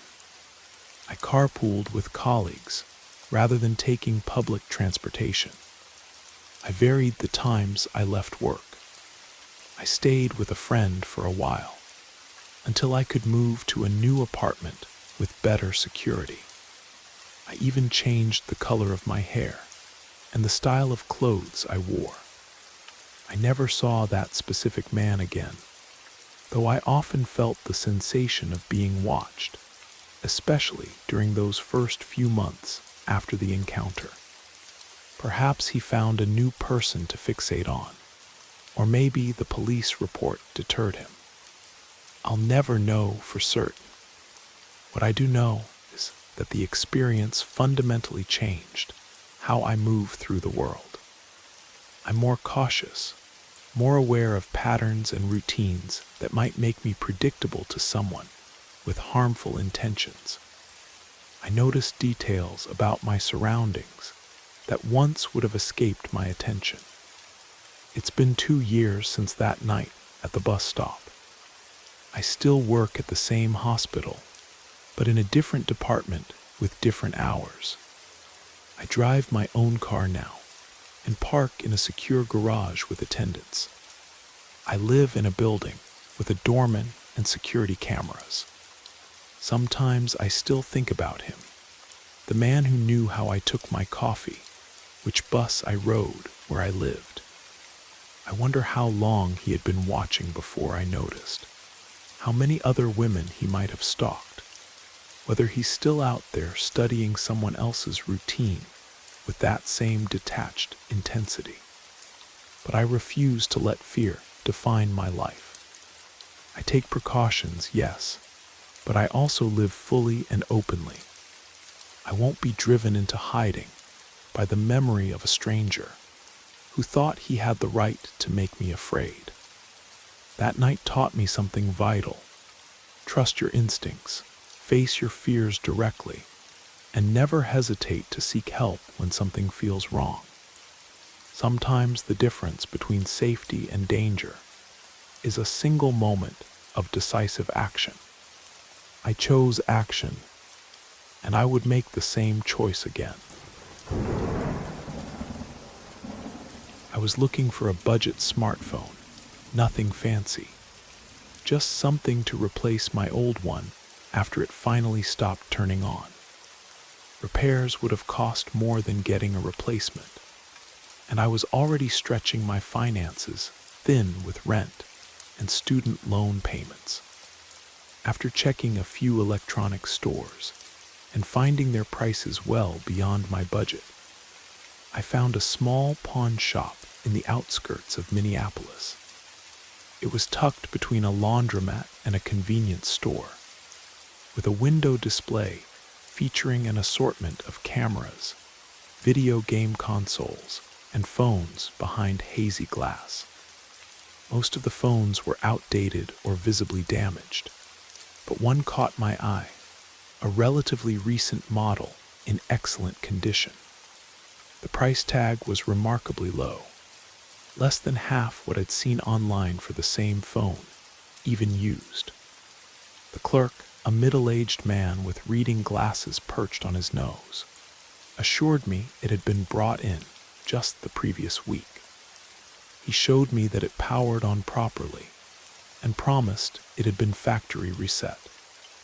I inspected it carefully, checking for scratches on the screen and testing the buttons and camera. Everything seemed to work perfectly.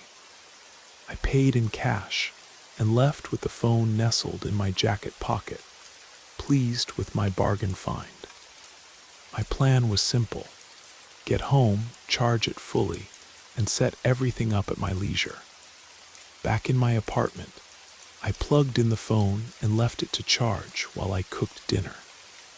After eating, I picked it up and went through the initial setup process, connecting to my Wi-Fi and signing into my accounts.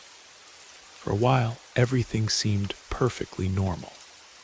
Then I noticed something odd. The storage space was almost half full. That made no sense for a freshly wiped device. Even accounting for the operating system and pre-installed apps, there should have been much more available space. Curious, I opened the file manager to investigate. At first, I found nothing unusual in the standard folders. Then I discovered a hidden directory buried deep in the storage structure. It wasn't labeled with anything meaningful, just a string of random alphanumeric characters that looked like an encryption key. I tapped on it, expecting perhaps forgotten media files or app data that had survived the reset. What I found instead sent a chill down my spine. The folder contained dozens of photos and short videos. My first instinct was to close the app immediately. I felt like I was intruding on someone's private files. But something made me pause. The first image I glimpsed wasn't a personal photo, but something disturbing. What looked like a bedroom with dark stains on the carpet near the bed. Heart pounding, I scrolled to the next image. It showed a bathroom with what appeared to be rusty smudges along the edge of the tub. Another displayed a living room with furniture overturned and lamps broken. My stomach twisted with growing dread. These weren't innocent, forgotten photos. They looked like documentation of a crime scene. One image showed a close-up of what appeared to be a hand, pale and unnaturally still, partially covered by a sheet. Another captured what looked like finger marks in a dark substance on a doorframe. I immediately closed the gallery, my hands trembling. This wasn't just an invasion of privacy. I had stumbled onto something potentially dangerous. I needed to think clearly about what to do next. I checked the messaging app, hoping to find some context that might explain the disturbing images. There were no names saved in the contacts, just numbers. The most recent conversation was between two unknown numbers. Is the mess cleaned up? Yes. No one will find anything. The timestamp was from just days before I'd purchased the phone. My mouth went dry as I read the exchange. I sat back staring at the screen, uncertain how to proceed. Maybe this was all an elaborate prank, or perhaps staged photos for some kind of horror project. But the details seemed too precise, the lighting too natural, the timestamps too consistent. Everything about it felt genuine and deeply unsettling. I took screenshots of the most incriminating messages and transferred them to my laptop, then backed up the files to a flash drive as well. I didn't want to touch the photos themselves. They felt tainted, and I didn't want them on my personal devices any longer than necessary. I knew I couldn't just delete everything and pretend I'd never seen it. Someone might have been hurt, or worse, and these images could be evidence. I had to tell someone. I looked up the non-emergency police line and called. I explained my situation to the operator, that I'd purchased a used phone and discovered what appeared to be evidence of a crime. The voice on the other end was calm but concerned, advising me to bring the phone to the station as soon as possible and to avoid manipulating the files further. I placed the phone, charger, and the flash drive containing the screenshots in a plastic bag and left for the police station immediately. The entire drive there, my mind kept racing with possibilities. Had I unwittingly purchased a device linked to a violent crime? Who had owned it before me, and what had they done? At the station, I was led to a small interview room where an officer took my statement. I explained everything, where I'd bought the phone when I'd discovered the files, and what I'd seen in them. I handed over the bagged phone and the flash drive, relieved to have them out of my possession. The officer asked several specific questions about the pawn shop and the clerk who sold me the phone. They seemed particularly interested in knowing if the seller had given me a proper receipt or recorded my identification. I answered as thoroughly as I could, though some details were already becoming hazy in my agitated state. The officer thanked me for coming forward and told me they would examine the device. They took my contact information and said they might need to speak with me again as the investigation progressed. I went home feeling strangely hollow, as if I'd been pulled into a dark current I hadn't seen coming. The rest of the evening passed in a fog of unease. I couldn't stop thinking about those images, the stains, the disarray, the stillness of that pale hand. A few days later, I received a call from a detective. The files I'd found had helped link the phone to a missing person case that had gone cold 3 months earlier. They had traced the device through its serial number and identified its previous owner, a person who had disappeared under suspicious circumstances. The investigation was moving forward based on digital evidence pulled from the messages and photos. An arrest had been made, though the detective couldn't share more specific details with me. I felt a strange sense of relief, mixed with lingering discomfort. My random purchase had potentially helped solve a serious crime, yet I couldn't shake the feeling that I had brushed against something profoundly disturbing, something that might have remained hidden if I hadn't noticed that string of random characters in the file system. Since then, I've been much more cautious with second-hand purchases. I ask more questions, check devices more thoroughly, and trust my instincts when something feels off. That one choice, that one moment of curiosity about an oddly full storage space had made a difference.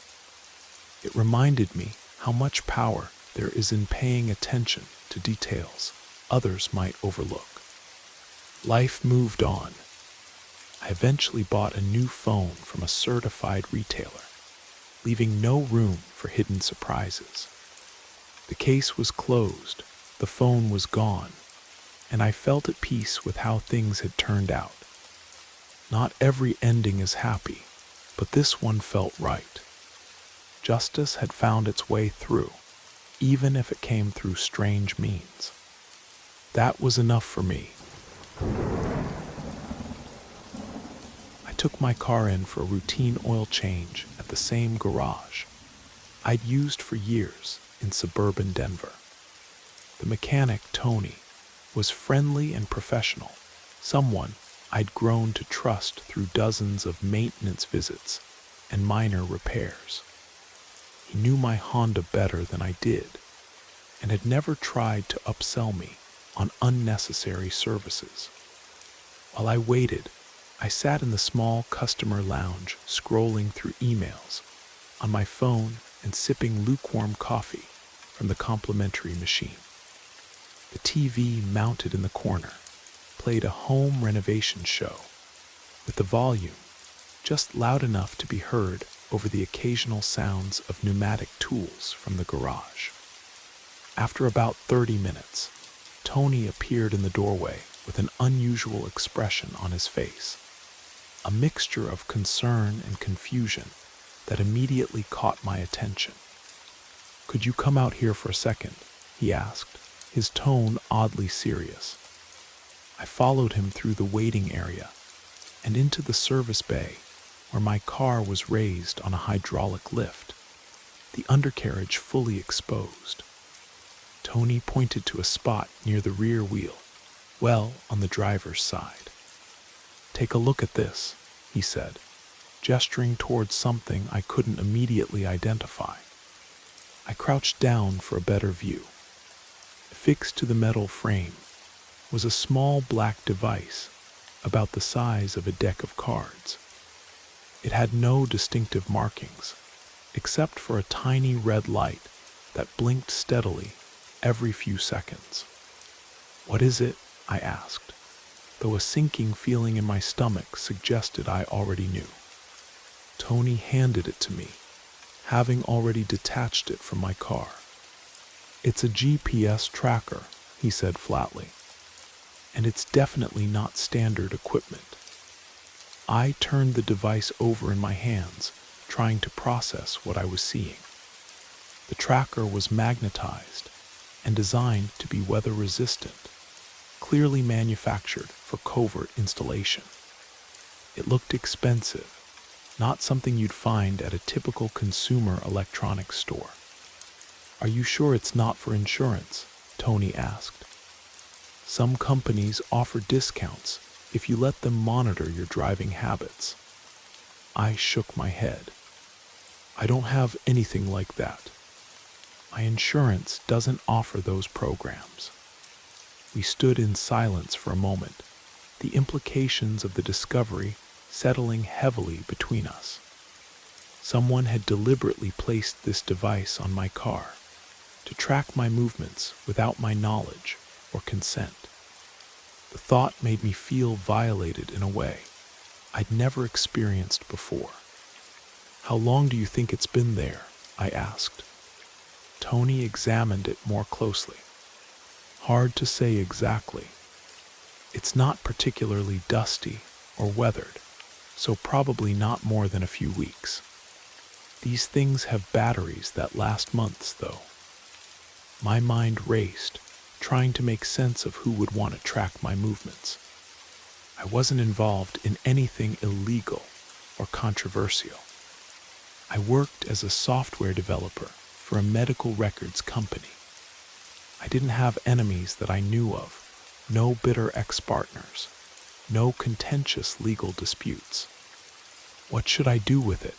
I asked, still holding the tracker as if it might reveal its secrets. "That's up to you," Tony replied. "I can dispose of it if you want, but you might want to report it to the police. This kind of surveillance is illegal without consent in Colorado." I decided to keep the tracker. I needed to understand what was happening before involving authorities. Tony finished the oil change, and I drove home with the device sealed in a plastic bag, feeling a new sense of paranoia with each mile. At home, I researched GPS trackers online, learning that the model found on my car was a sophisticated unit typically used by private investigators or high-end security firms. It wasn't something an average person could purchase at an electronics store. It required professional connections and cost upwards of $500. The next day, I visited a local electronics shop specializing in security equipment. The technician examined the tracker and confirmed Tony's assessment. It was actively transmitting my location data to someone. He warned me that whoever placed it could know everywhere I'd been recently. The person monitoring this could be alerted if it stops transmitting, he added. They might already know you found it. That thought sent a chill through me. I hadn't considered that discovering the tracker might actually escalate the situation. I drove home via an indirect route, constantly checking my rearview mirror for any vehicles that might be following me. Every car that stayed behind me for more than a few blocks became suspect. Every driver who glanced my way triggered a surge of anxiety. Back at my apartment, I implemented immediate security measures. I changed the locks, installed a doorbell camera, and added motion sensor lights around the perimeter.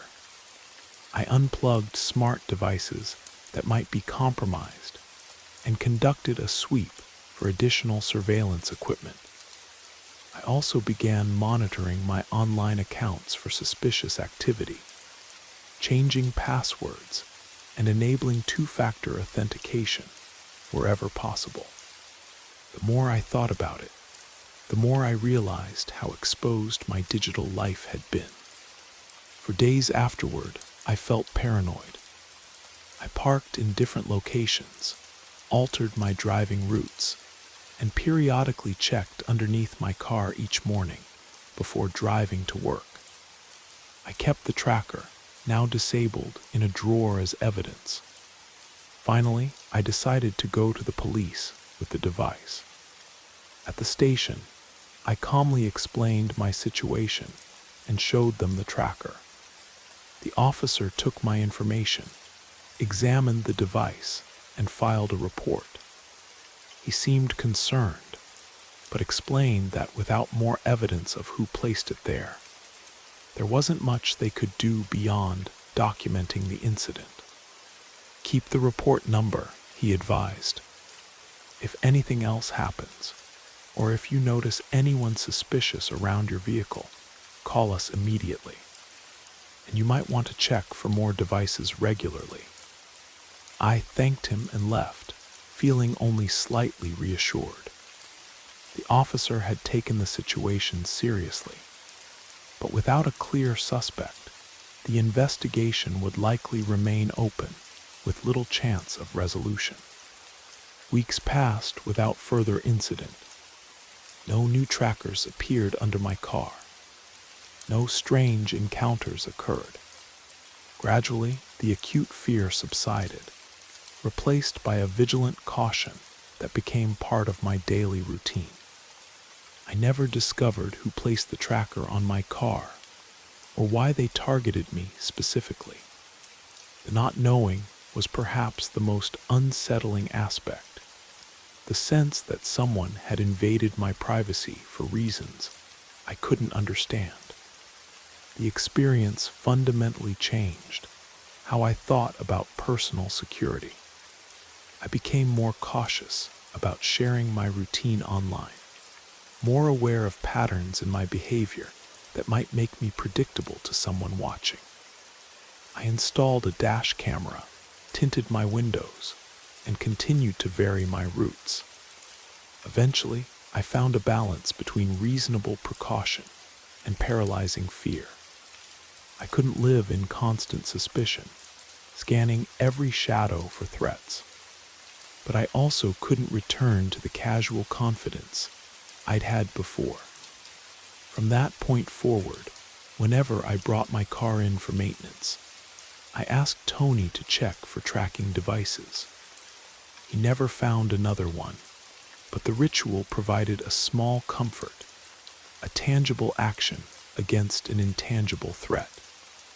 Months later, while reading a local news article about a private investigator arrested for illegal surveillance, I wondered if there might be a connection to my case. The investigator had been working for several insurance companies, tracking people who had filed injury claims to catch them in activities that would disprove their injuries. I had filed a minor workplace injury claim earlier that year, after slipping on a wet floor at the office. The timing aligned with when the tracker might have been placed on my car. Though I couldn't prove it was related, the possibility offered some rational explanation for why I had been targeted. Whether that was the true answer or not, I'll likely never know with certainty. What I do know is that I've carried that experience with me, allowing it to inform my choices without controlling them. The tracker taught me that privacy isn't just a concept. It's something tangible that can be taken from you when you're not looking. And it taught me that sometimes the best defense against invisible threats is simply paying attention to the small details that others might miss. The job wasn't glamorous, but it paid enough to cover my bills. I worked for a property management company in Phoenix, cleaning out foreclosed homes that had been left to decay in the relentless Arizona heat. Sometimes it was just dust and cobwebs. Other times it was furniture, forgotten clothing, and the occasional box of personal belongings that made me feel like I was intruding on moments frozen in time. I learned quickly to keep my emotions out of it, to get in clean and get out. The faster I finished each property, the sooner I could move on to the next and increase my weekly paycheck. It wasn't the career I'd imagined for myself, but after losing my teaching position during budget cuts, I was grateful for steady work. This particular house sat at the edge of a once promising subdivision, partially hidden behind overgrown oleander bushes and volunteer Palo Verde trees. The windows were boarded up, and the front door had been kicked in long before I arrived, hanging precariously from a single hinge. A foreclosure notice, faded from months in the sun, was still visible through the layer of dust on the window beside the door. Inside, the air was stifling, a suffocating mixture of heat, mildew, and abandonment. I wore gloves and a dust mask as I worked, pushing through the grime and layers of neglect. The place was quiet, except for the occasional creak of old wood settling under the weight of the summer heat. Everything was proceeding as usual until I reached the hallway near the kitchen and noticed the basement door. It stood out because it had fresh locks installed, not one, but two, and the metal gleamed under the weak light from my work lamp, a stark contrast to the general deterioration everywhere else. The rest of the house was falling apart, cracked drywall, water-damaged ceilings, floors warping from the extreme temperature fluctuations. But this door looked like it had been recently and carefully secured. That wasn't standard for foreclosures. Typically, everything was left open for inspection and cleaning. I paused, staring at it for a moment before continuing with my assigned areas. I tried not to think about it, but every time I passed by that hallway, the door seemed to draw my attention with its incongruous newness. Then, around noon, I heard something that made me freeze. A soft, distinct sound from behind the basement door, a tap, followed by what sounded like a scrape. I stopped sweeping and held my breath, listening. A second later, I heard it again, slightly louder. A definite thump followed by a scraping sound, as if something was being dragged across concrete. My stomach tightened, and I backed away without meaning to. Logic suggested it could be an animal, perhaps a raccoon, or a stray cat that had found its way in and gotten trapped. But animals don't install locks from the inside. They don't secure doors. I stood there, uncertain what to do. The instructions were always the same. Clean what you can, report what you can't, don't engage. That had never been a problem before. I walked back to the front of the house and sat in my truck for a few minutes, the air conditioning offering brief respite from the heat while I considered my options. The idea of calling the police crossed my mind, but what would I say? That I heard a noise in a locked basement.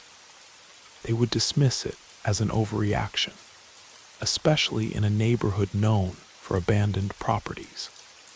So I waited, gathering my courage to return inside and finish my job. After about 20 minutes, I went back in, determined to complete my assigned tasks. The house felt colder than before, despite the midday sun beating down on the roof. I avoided the hallway with the basement door, focusing instead on the upstairs bedrooms.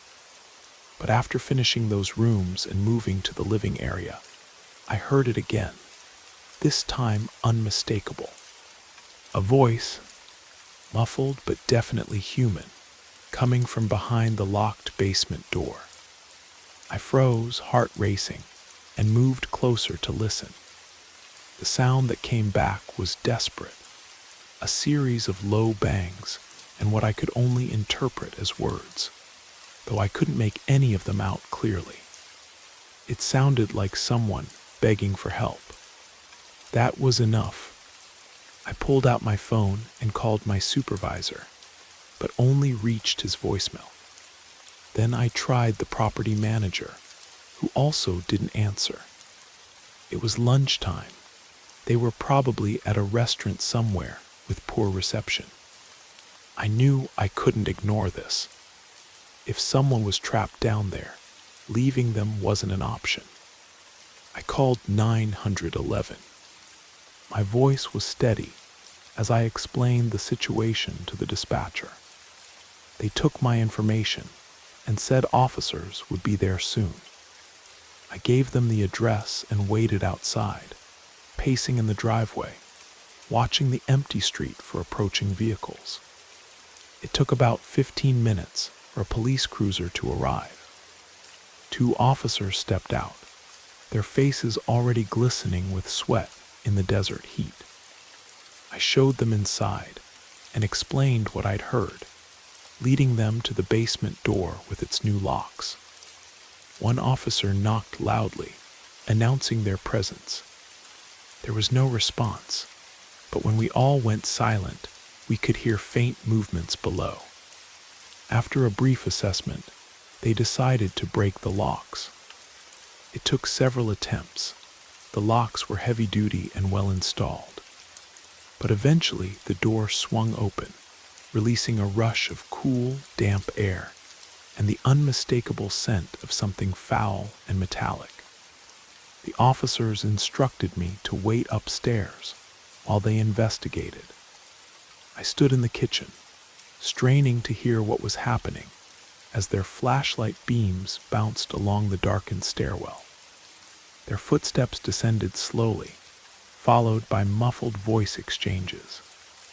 After what seemed like an eternity, I heard one of them radio for backup and medical assistance. My heart sank. Whatever they'd found down there wasn't good.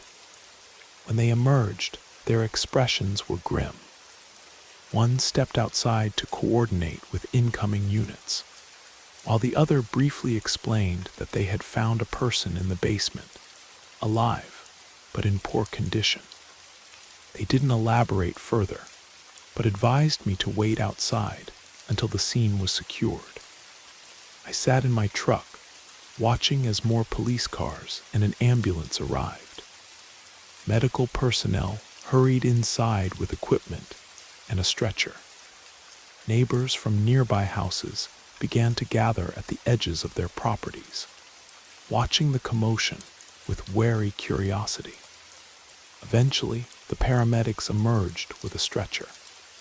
On it was a frail-looking man, filthy and disoriented, with an IV already inserted into his arm. He squinted painfully in the harsh sunlight as they loaded him into the ambulance. One of the original officers approached my truck, asking if I could come to the station to provide a more detailed statement. I agreed, still trying to process what had happened.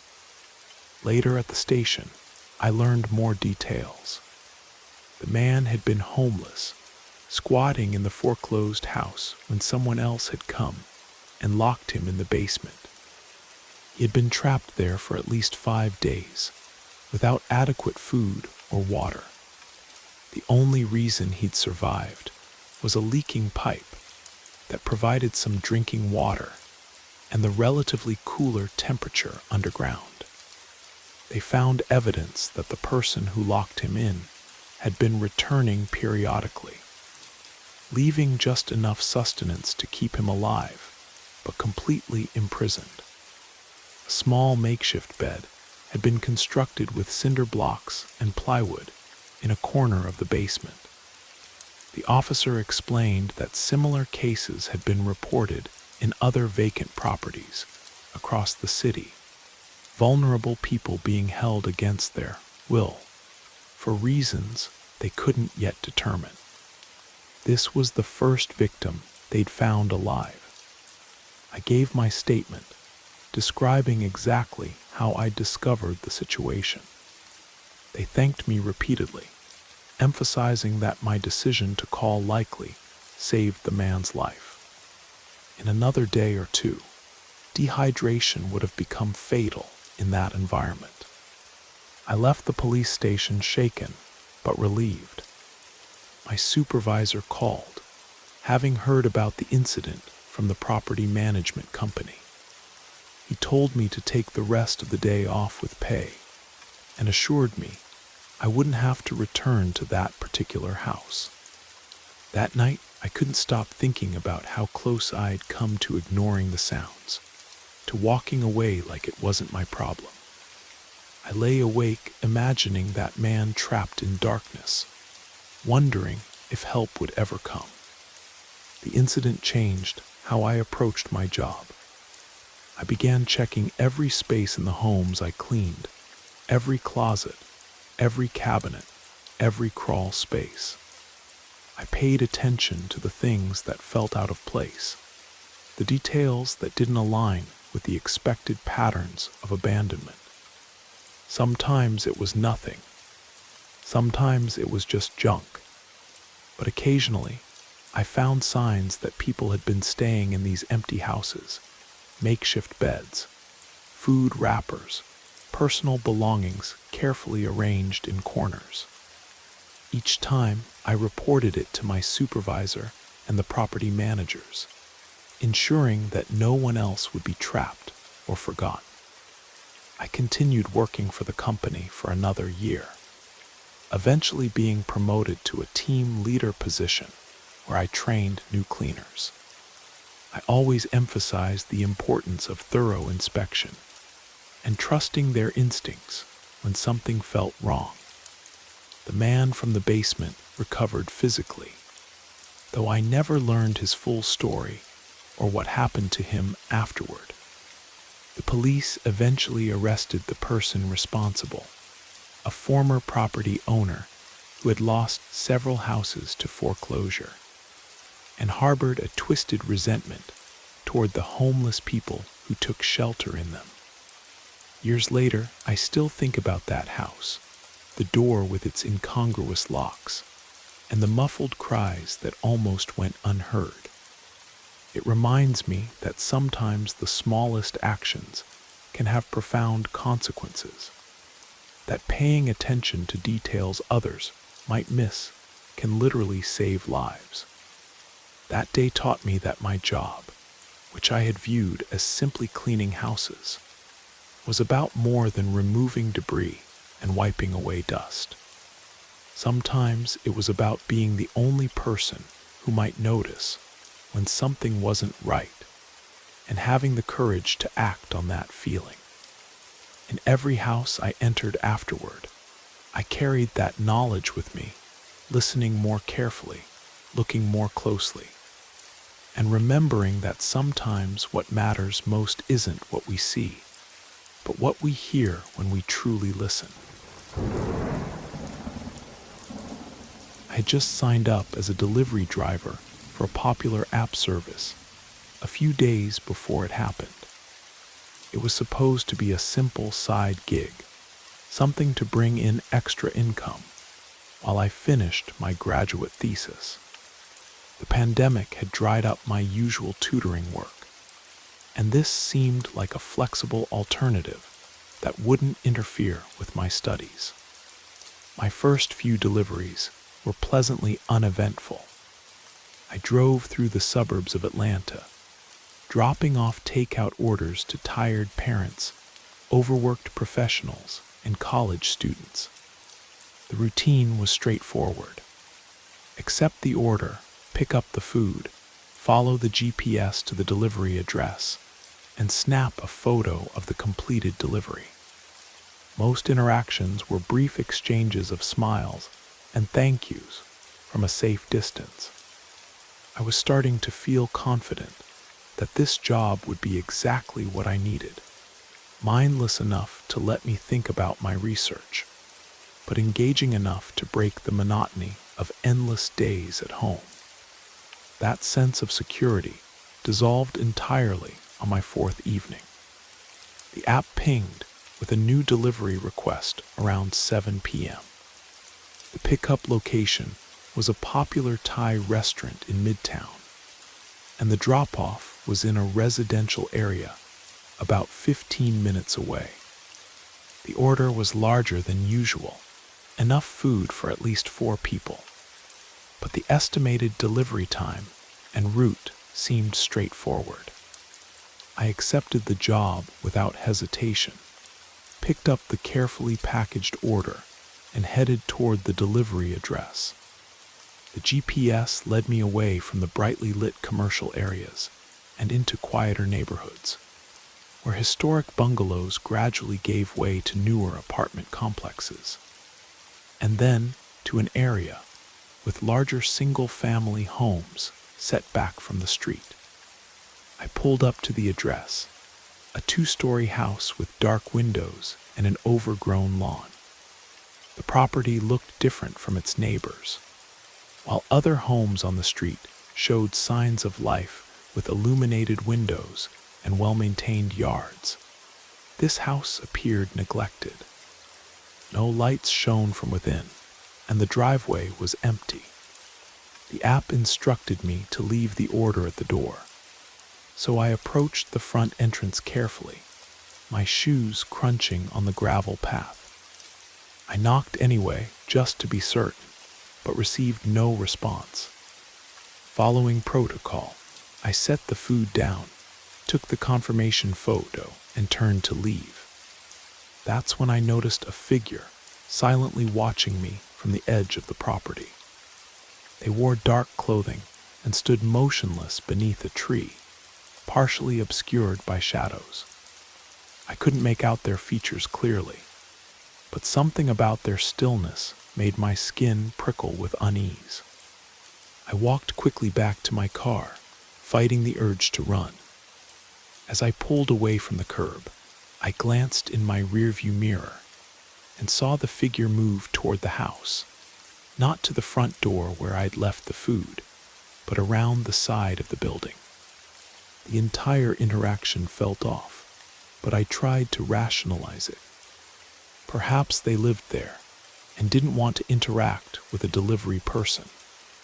Maybe they were a neighbor checking on the property. The explanation seemed plausible enough to ease my discomfort as I continued with my evening deliveries. 2 days later, the app assigned me to the exact same address. This time, the order was from a different restaurant, a burger place on the other side of town, but the delivery instructions were identical. Leave at door, no contact required.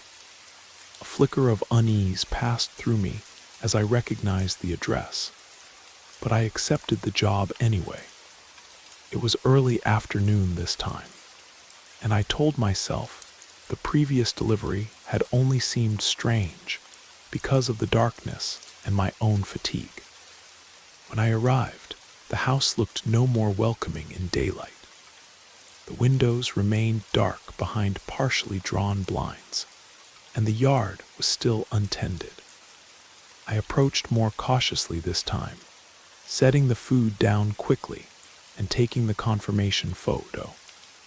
As I turned to leave, I noticed a slip of paper tucked under the welcome mat, a corner visible where it hadn't been properly hidden. Something compelled me to look closer. It was a foreclosure notice dated 3 months earlier. My heart began to race. If the house was in foreclosure, who was ordering food delivered here? And why? I hurried back to my car and pulled away, feeling watched though I couldn't see anyone. I considered contacting the app support team, but wasn't sure what to say. Nothing explicitly threatening had occurred, and I had no proof that anything was wrong. I decided to finish my shift, but avoid accepting any more deliveries to that address. For the rest of the day, I found myself checking my rearview mirror more frequently, unable to shake the feeling that something wasn't right. That evening, while reviewing my upcoming schedule on the app, I noticed something strange. The delivery history showed I had completed 7 deliveries to that same address over the past week, 5 more than I actually remembered doing. Each showed as delivered by me, with photos I had no memory of taking. Someone had accessed my account. I immediately changed my password and contacted the app's support line. The representative seemed concerned, but not alarmed, suggesting there might be a glitch in the system. They promised to escalate the issue and advised me to monitor my account for further unauthorized activity. I wasn't satisfied with that response. I searched online for the address, finding confirmation that it was indeed a foreclosed property, vacant for the past several months, according to county records. No one should have been receiving deliveries there at all. The next morning, I drove past the house again, this time without any delivery assignment. I planned to simply observe from the street, hoping to make sense of what was happening. As I approached, I noticed a police cruiser parked in the driveway and several officers moving around the property. I pulled over and watched from a distance, debating whether to approach them. My decision was made for me when one of the officers spotted me and walked over to my vehicle. "Do you have business here?" he asked, his tone professional but guarded. I explained that I was a delivery driver and had brought food to this address twice recently, despite the house apparently being vacant. His expression shifted subtly. "When's the last time you were here?" he asked. "Yesterday afternoon," I replied, growing increasingly uncomfortable. "Is everything okay?" The officer hesitated before explaining that they were investigating reports of suspicious activity at the property. Several neighbors had noticed regular deliveries to the supposedly empty house, and one had observed individuals entering through the back after delivery drivers left. He asked me to describe what I'd seen and whether I'd noticed anything unusual. I told him about the figure watching me during my first delivery and the multiple orders showing in my account history that I hadn't actually delivered. That's when the officer became much more interested. He asked me to come to the station to provide a formal statement and show them my app history. I agreed, following his cruiser in my own car. At the station, I learned that the foreclosed house had become a drop point for an elaborate scam. A group had been hacking delivery drivers' accounts to place orders using stolen credit cards, delivering the food to vacant properties, and then collecting it once the drivers left. The food wasn't the main objective. It was a low-risk way to test which stolen cards were still active before making larger purchases elsewhere. The officer explained that I wasn't the only driver whose account had been compromised. At least a dozen others in the area had reported similar unauthorized deliveries, all to vacant or foreclosed properties. Some drivers hadn't even noticed the discrepancies until contacted by the police. They asked for access to my account records and permission to monitor it for further fraudulent activity. I cooperated fully, relieved to understand what had been happening, but disturbed by how easily I'd been pulled into the scheme. In the days that followed, I changed all my passwords, enabled two-factor authentication, and became much more selective about which deliveries I accepted. I researched addresses that seemed questionable and trusted my instincts when something felt wrong. The police eventually arrested 3 people in connection with the scam, recovering dozens of stolen credit cards and several compromised delivery accounts. My vigilance had contributed to uncovering an operation that had been running undetected for months. This experience taught me to question situations that don't align with expectations, to pay attention when something feels off, even if I can't immediately identify why. What began as a simple side job became an unexpected lesson in the importance of awareness and the subtle signs that indicate when things aren't quite right. I still work for the delivery app occasionally, but I approach each order with a heightened sense of caution. I look more carefully at the addresses I visit, notice details about the properties, and trust the quiet voice of unease when it speaks up. The incident reminded me that even in seemingly mundane situations, it pays to remain alert, and that sometimes our instincts detect threats before our conscious mind can name them. I agreed to stay in my professor's Georgetown townhouse while she was presenting at a conference in London. It was supposed to be straightforward: water the extensive collection of plants, bring in the mail, and make sure her elderly cat took his medication twice daily. The house was a gorgeous 3-story federal-style building with original hardwood floors, floor-to-ceiling bookshelves, and antique furnishings that reflected her career as a historian specializing in early American politics. The arrangement seemed ideal. I was a graduate student struggling to afford Washington, D.C. rent and the opportunity to spend 2 weeks in such an elegant space, even if just house-sitting, felt like a luxurious reprieve from my cramped studio apartment. Plus, Professor Harrington had always been generous with recommendation letters and research opportunities. This was a small way to return the favor. I arrived on a Sunday afternoon in October. Professor Harrington gave me a detailed tour, showing me the quirks of the old house, which faucets needed extra coaxing, which floorboards creaked, and how to operate the temperamental heating system. She introduced me to Fitzgerald, her cantankerous Maine Coon cat, and demonstrated how to administer his thyroid medication with practiced efficiency. "Don't let him intimidate you," she advised. "He acts imperious, but he's actually quite affectionate once he trusts you."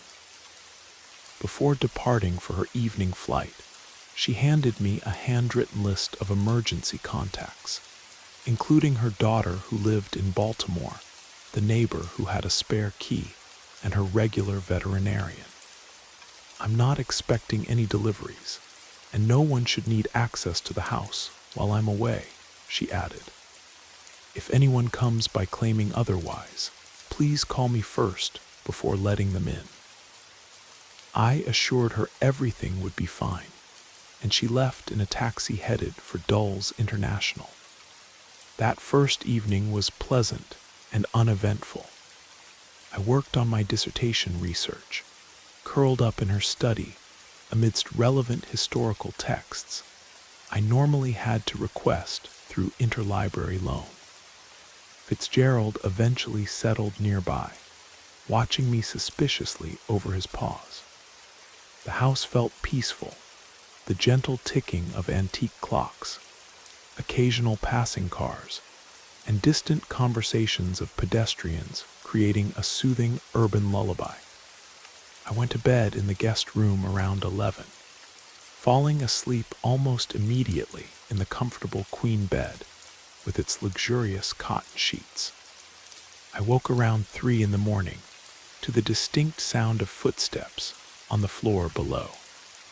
At first, I thought I had dreamed it, the tail end of sleep playing tricks on my consciousness. But then I heard it again, the unmistakable creak of weight shifting across hardwood floors. Professor Harrington had pointed out those exact squeaky boards during her tour. I sat up, suddenly wide awake, heart beginning to race. Fitzgerald was curled at the foot of my bed, ears perked but otherwise undisturbed. If it had been just the house settling or something innocuous, wouldn't her cat have remained asleep? The footsteps continued, slow and deliberate, moving from the front of the house toward the kitchen at the rear. I reached for my phone, hands trembling slightly, debating whether to call 911 immediately or try to determine if there was a reasonable explanation first. Before I could decide, I heard another sound, the soft opening and closing of cabinet doors, followed by the gentle clink of glass or dishware. Someone was definitely downstairs, moving through the kitchen with apparent familiarity. My mind raced through possibilities. Could it be Professor Harrington, having canceled her trip? But no, she would have announced herself, and I'd watched her taxi drive away. Her daughter from Baltimore, the neighbor with the spare key. Both would surely have called first, especially at this hour. The footsteps began again, this time moving toward the staircase. My breath caught in my throat as I heard the first creak of weight on the bottom stair. Whoever was in the house was now coming upstairs. I slid silently from the bed and moved to the door, gently turning the lock as quietly as possible. The guest room had no adjoining bathroom where I could hide, and the windows overlooked a sheer drop to the garden 2 stories below. I was effectively cornered. I called 911, speaking in a whisper so low I wondered if the dispatcher could even hear me. I explained the situation, that I was house-sitting and someone had entered the property. The dispatcher assured me officers were being sent immediately and advised me to remain quiet and hidden. The footsteps had reached the 2nd floor landing now. I could hear them moving slowly down the hallway, passing the main bathroom, approaching the guest room where I stood frozen, phone clutched to my ear. Fitzgerald had abandoned his spot on the bed to hide underneath it, his animal instincts clearly sensing danger. The footsteps stopped directly outside my door. I held my breath, pressing myself against the wall beside the door frame, as far from the entrance as possible. The handle turned slightly, testing whether it was locked. Finding resistance, it stopped. For several excruciating seconds, nothing happened. Then came a soft knock, 3 gentle taps that somehow felt more terrifying than if the person had tried to break the door down. "Hello? Is someone in there?" A woman's voice, elderly but clear. "Is that you, Margaret?" Margaret was Professor Harrington's first name. I remained silent, uncertain what to do. The dispatcher on the phone whispered that police were 2 minutes away. "I know someone's in there," the voice continued, a hint of frustration entering her tone. "This is my house. You shouldn't be here." A chill ran through me. The woman sounded absolutely convinced of what she was saying. This wasn't a confused neighbor or a relative with a key. This was someone who genuinely believed they belonged in this house. "The police are on their way," I finally responded, my voice shakier than I intended. I'm supposed to be here. Professor Harrington asked me to watch her house. A long pause followed. There is no Professor Harrington, the woman replied softly. This has been my home for 47 years. I don't know who you are or what you're doing here, but you need to leave. Before I could respond, I heard the wail of approaching sirens in the distance. The woman must have heard them too, because her footsteps suddenly retreated, moving quickly back down the hallway and descending the stairs rapidly. I stayed locked in the room until I heard multiple car doors slamming outside and the authoritative knock of police at the front door. Only then did I emerge, shaking, to let them in. The officers searched the house thoroughly, but found no one. The back door was unlocked, apparently how the intruder had entered and subsequently escaped. Nothing seemed to be missing or disturbed. Even the kitchen, where I'd heard cabinets opening, appeared untouched. One of the officers took my statement, while his partner contacted Professor Harrington, using the emergency number I provided. Despite the 5-hour time difference, she answered, confirming that I was indeed supposed to be there, and that no one else had permission to enter the house during her absence. When asked if the description of the elderly woman sounded familiar, Professor Harrington was quiet for a moment before responding. That sounds like the previous owner, she said. Her voice transmitted through the officer's speakerphone. Mrs. Eleanor Blackwood, but she passed away almost 15 years ago. Her family sold me the house. The officers exchanged glances but remained professional, focusing on practical matters.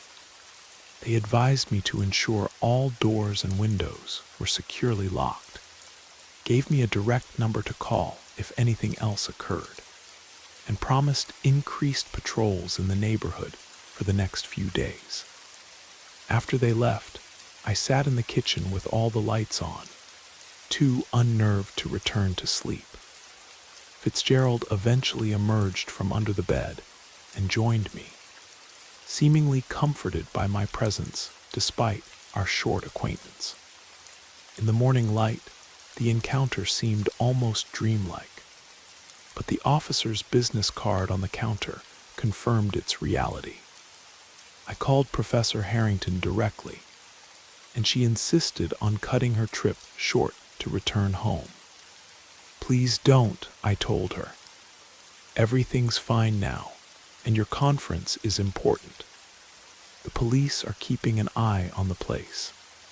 After some persuasion, she agreed to stay in London, but asked me to call her daughter in Baltimore. Christine arrived that afternoon, armed with a bottle of wine and a pragmatic attitude. Mom told me what happened, she said as she poured us each a glass. This isn't the first time, you know. I looked up sharply. What do you mean? Christine sighed. When Mom first bought this place, there were incidents. Objects moved around. Lights turned on and off. She would hear footsteps at night. She took a sip of her wine. She had the house blessed, installed a security system, even had a medium come through once. Things quieted down after that. It's been years since anything happened. You're saying the house is haunted? I asked incredulously. I'm saying Mrs. Blackwood was very attached to this house. She lived here most of her adult life, raised her children here, and died in the master bedroom upstairs. According to the neighbors, she suffered from dementia in her final years and would sometimes forget her children had grown and moved away. She'd set extra places at dinner or call out for people who weren't there. Christine stayed with me that night, and nothing unusual occurred. She returned to Baltimore the next morning, leaving me with a key to her apartment and an open invitation to stay there instead if I felt uncomfortable.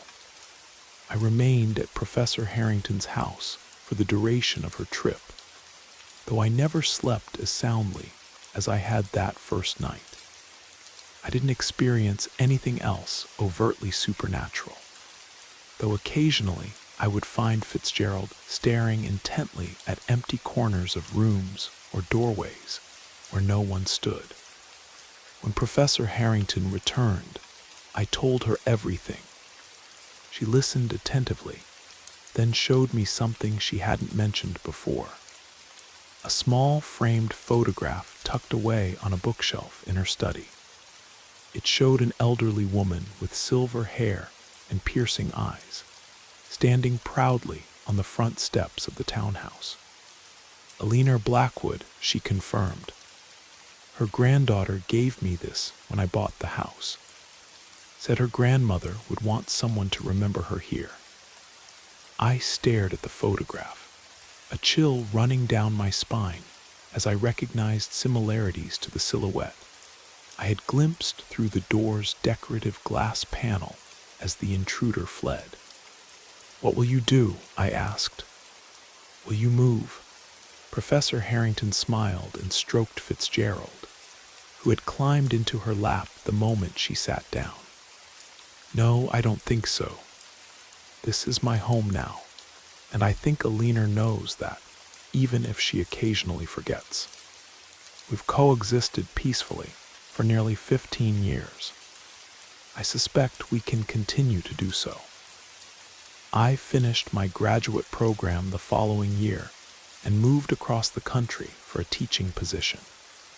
Professor Harrington and I still exchange holiday cards and occasional emails. She remains in the Georgetown townhouse, apparently without further incident. She never mentions Eleanor Blackwood in her correspondence, and I never ask. But sometimes I wonder if, on certain nights, she too lies awake listening to footsteps on the stairs and the soft opening of cabinet doors, as a confused elderly woman moves through what she still believes is her home, searching for something or someone she can no longer find. I had been working at the shared co-working space in downtown Portland for several months. The converted warehouse boasted exposed brick walls, high ceilings, and massive industrial windows that flooded the open floor plan with natural light. It had a vibrant community feel, with freelancers, entrepreneurs, and remote workers all sharing the stylishly designed environment. Everyone had their designated area, some in private offices, others at dedicated desks in the open space, and people like me who opted for the flexible hot desk membership, setting up wherever was available each day.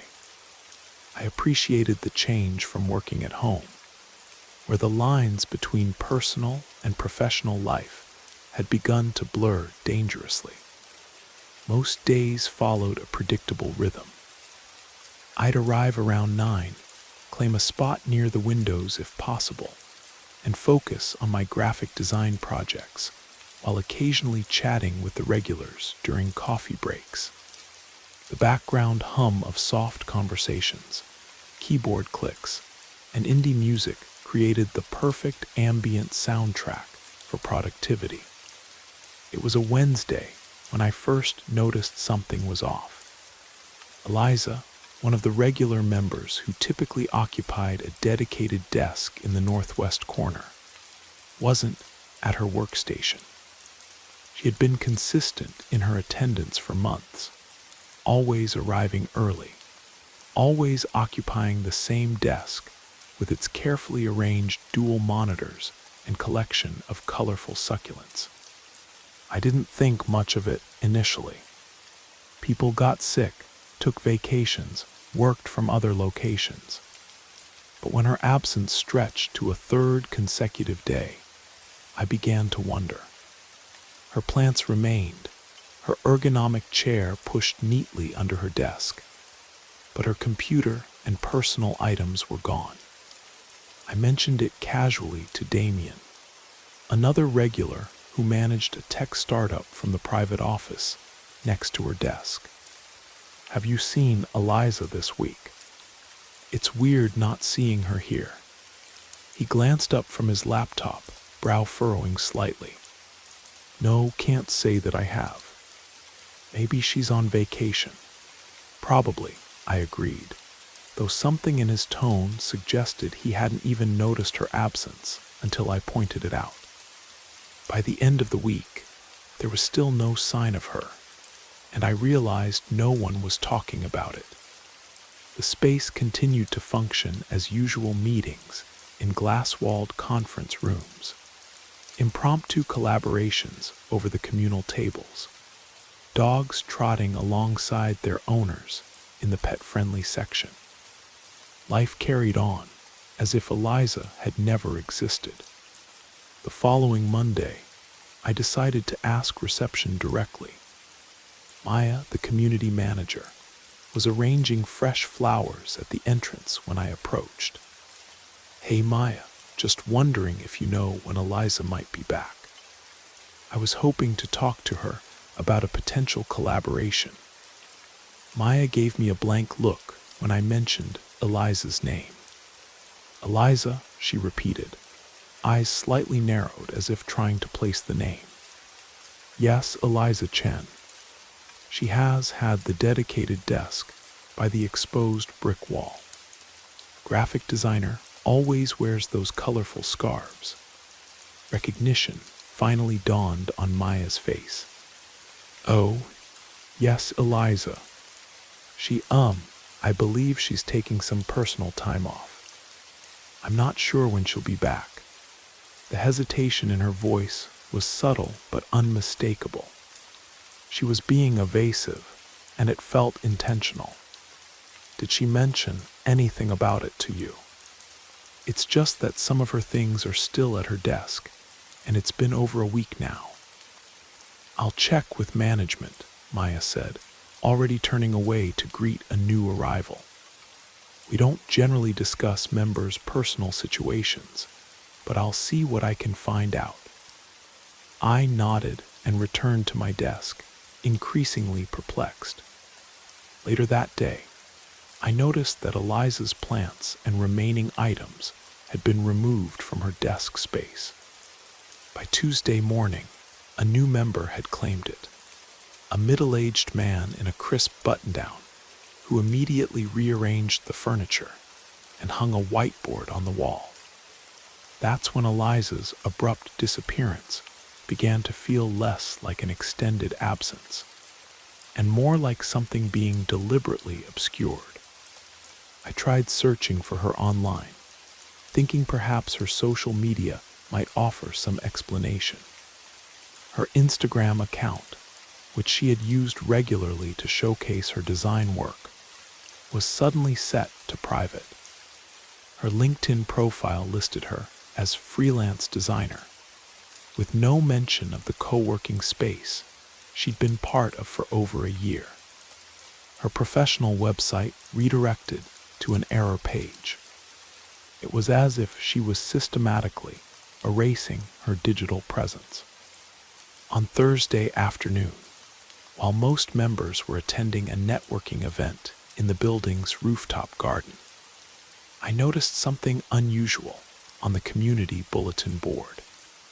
Among the flyers for upcoming workshops and business cards was a small handwritten note partially concealed behind a poster.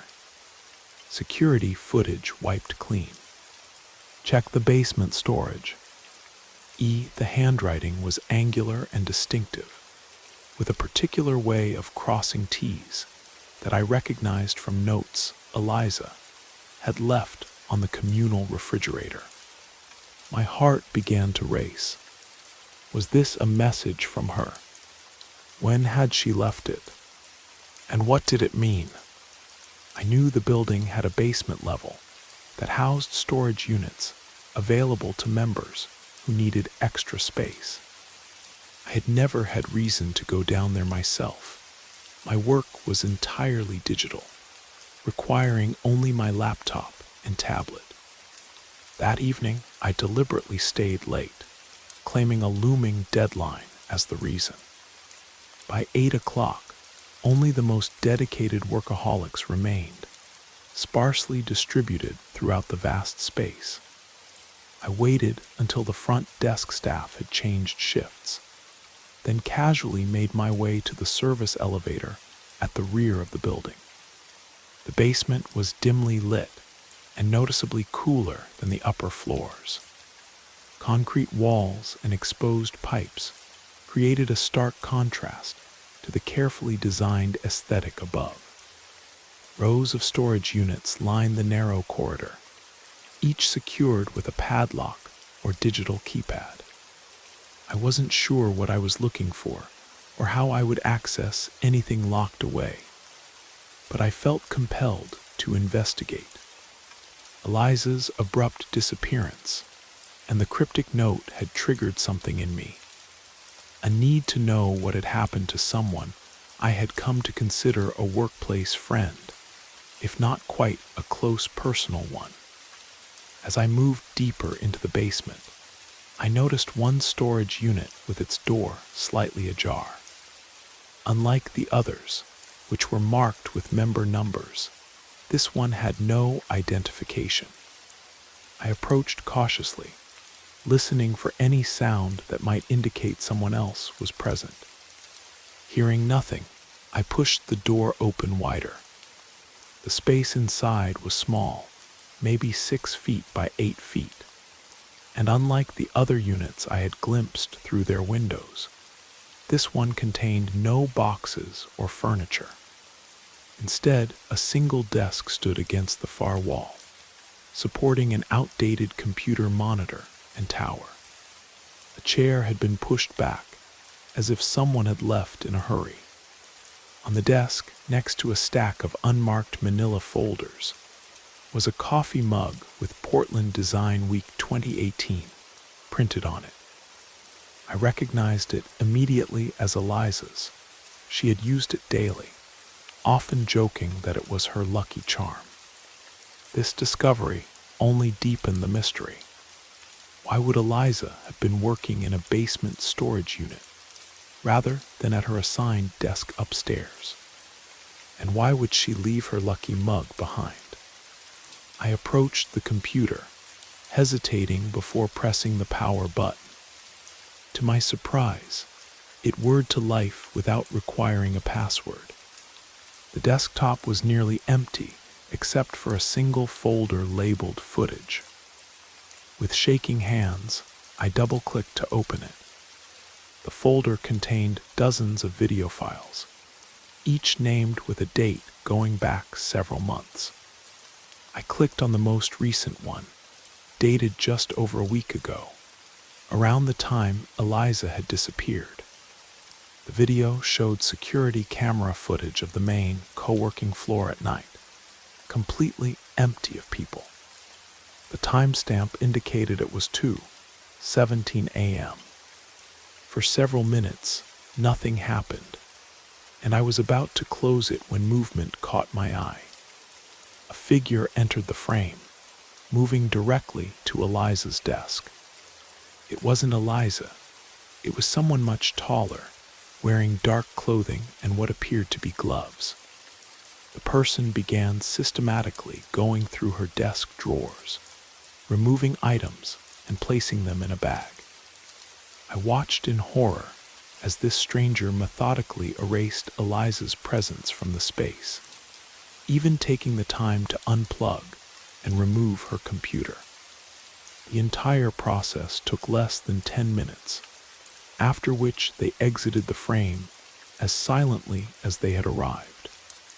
The next video file showed similar footage from a different angle, this time capturing the same dark-clothed figure, entering a hallway that led to one of the building's private meeting rooms. Eliza appeared in this footage, working late, apparently unaware of the other person's presence, until they entered the room behind her. The video ended abruptly there.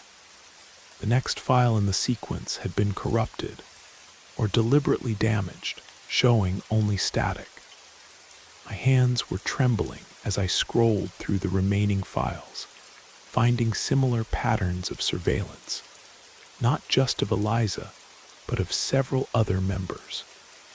Each video documented their routines, the times they arrived and left, the security measures they used to protect their belongings. This wasn't just a case of someone disappearing. This was systematic stalking. A noise from the corridor, outside the storage unit, made me freeze. Footsteps were approaching, slow, deliberate, unmistakably headed in my direction. I quickly shut down the computer and looked frantically for somewhere to hide. But the small space offered no concealment. The footsteps stopped just outside the door. I held my breath, heart pounding so loudly I was certain it could be heard through the walls. "Hello? Is someone in there?" A voice called out, the night security guard making his rounds. Relief washed over me. "Yes, sorry, I was just checking something," I called back, trying to keep my voice steady. "I'm coming out now." I gathered my courage and stepped into the hallway, offering what I hoped was a convincing smile to the middle-aged guard who stood with a flashlight in hand. "Members aren't supposed to be down here unescorted after hours," he said, more confused than accusatory. "Do you have a storage unit?"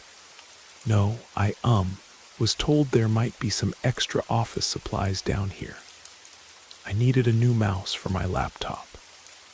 He seemed to accept this flimsy excuse, even offering to show me to the supply closet on the main floor.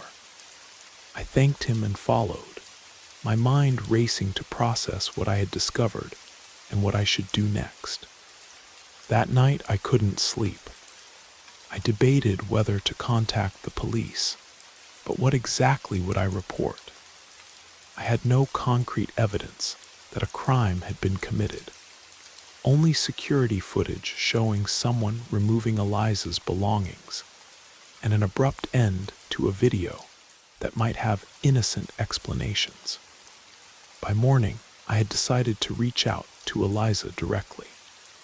I found an email address on an old invoice she had sent me months ago for some freelance work we had collaborated on. I composed a carefully worded message expressing concern about her sudden absence and asking if she was okay. Her response came within hours, brief and eerily formal. "I'm fine." Decided to pursue other opportunities. "Please don't contact this address again." The phrasing felt wrong, stilted, and impersonal in a way that didn't match Eliza's usual warm communication style. It only increased my unease. The next day, I arrived at the co-working space earlier than usual, intending to return to the basement for another look at those video files. But as I approached the building, I noticed something that made my blood run cold.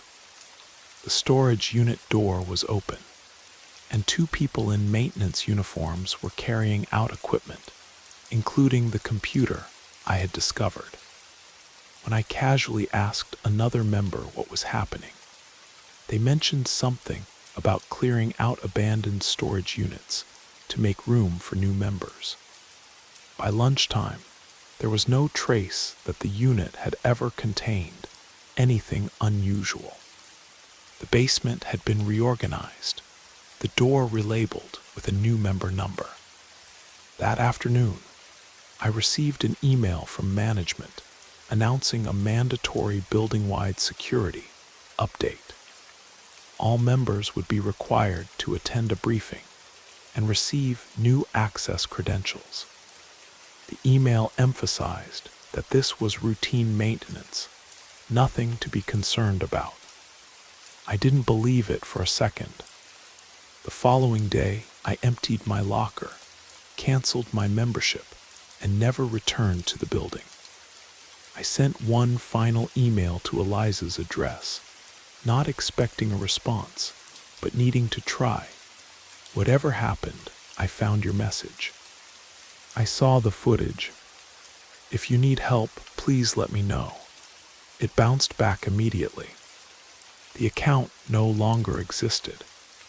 I still don't know what truly happened at that co-working space or to Eliza Chen. Sometimes I drive past the building and see new members entering enthusiastically, unaware of what might lurk beneath the carefully curated atmosphere of creativity and collaboration. I've tried researching similar incidents, people disappearing from professional spaces without explanation, but found nothing conclusive. Occasionally, I think I spot Eliza on the street or in a cafe, but it's never actually her.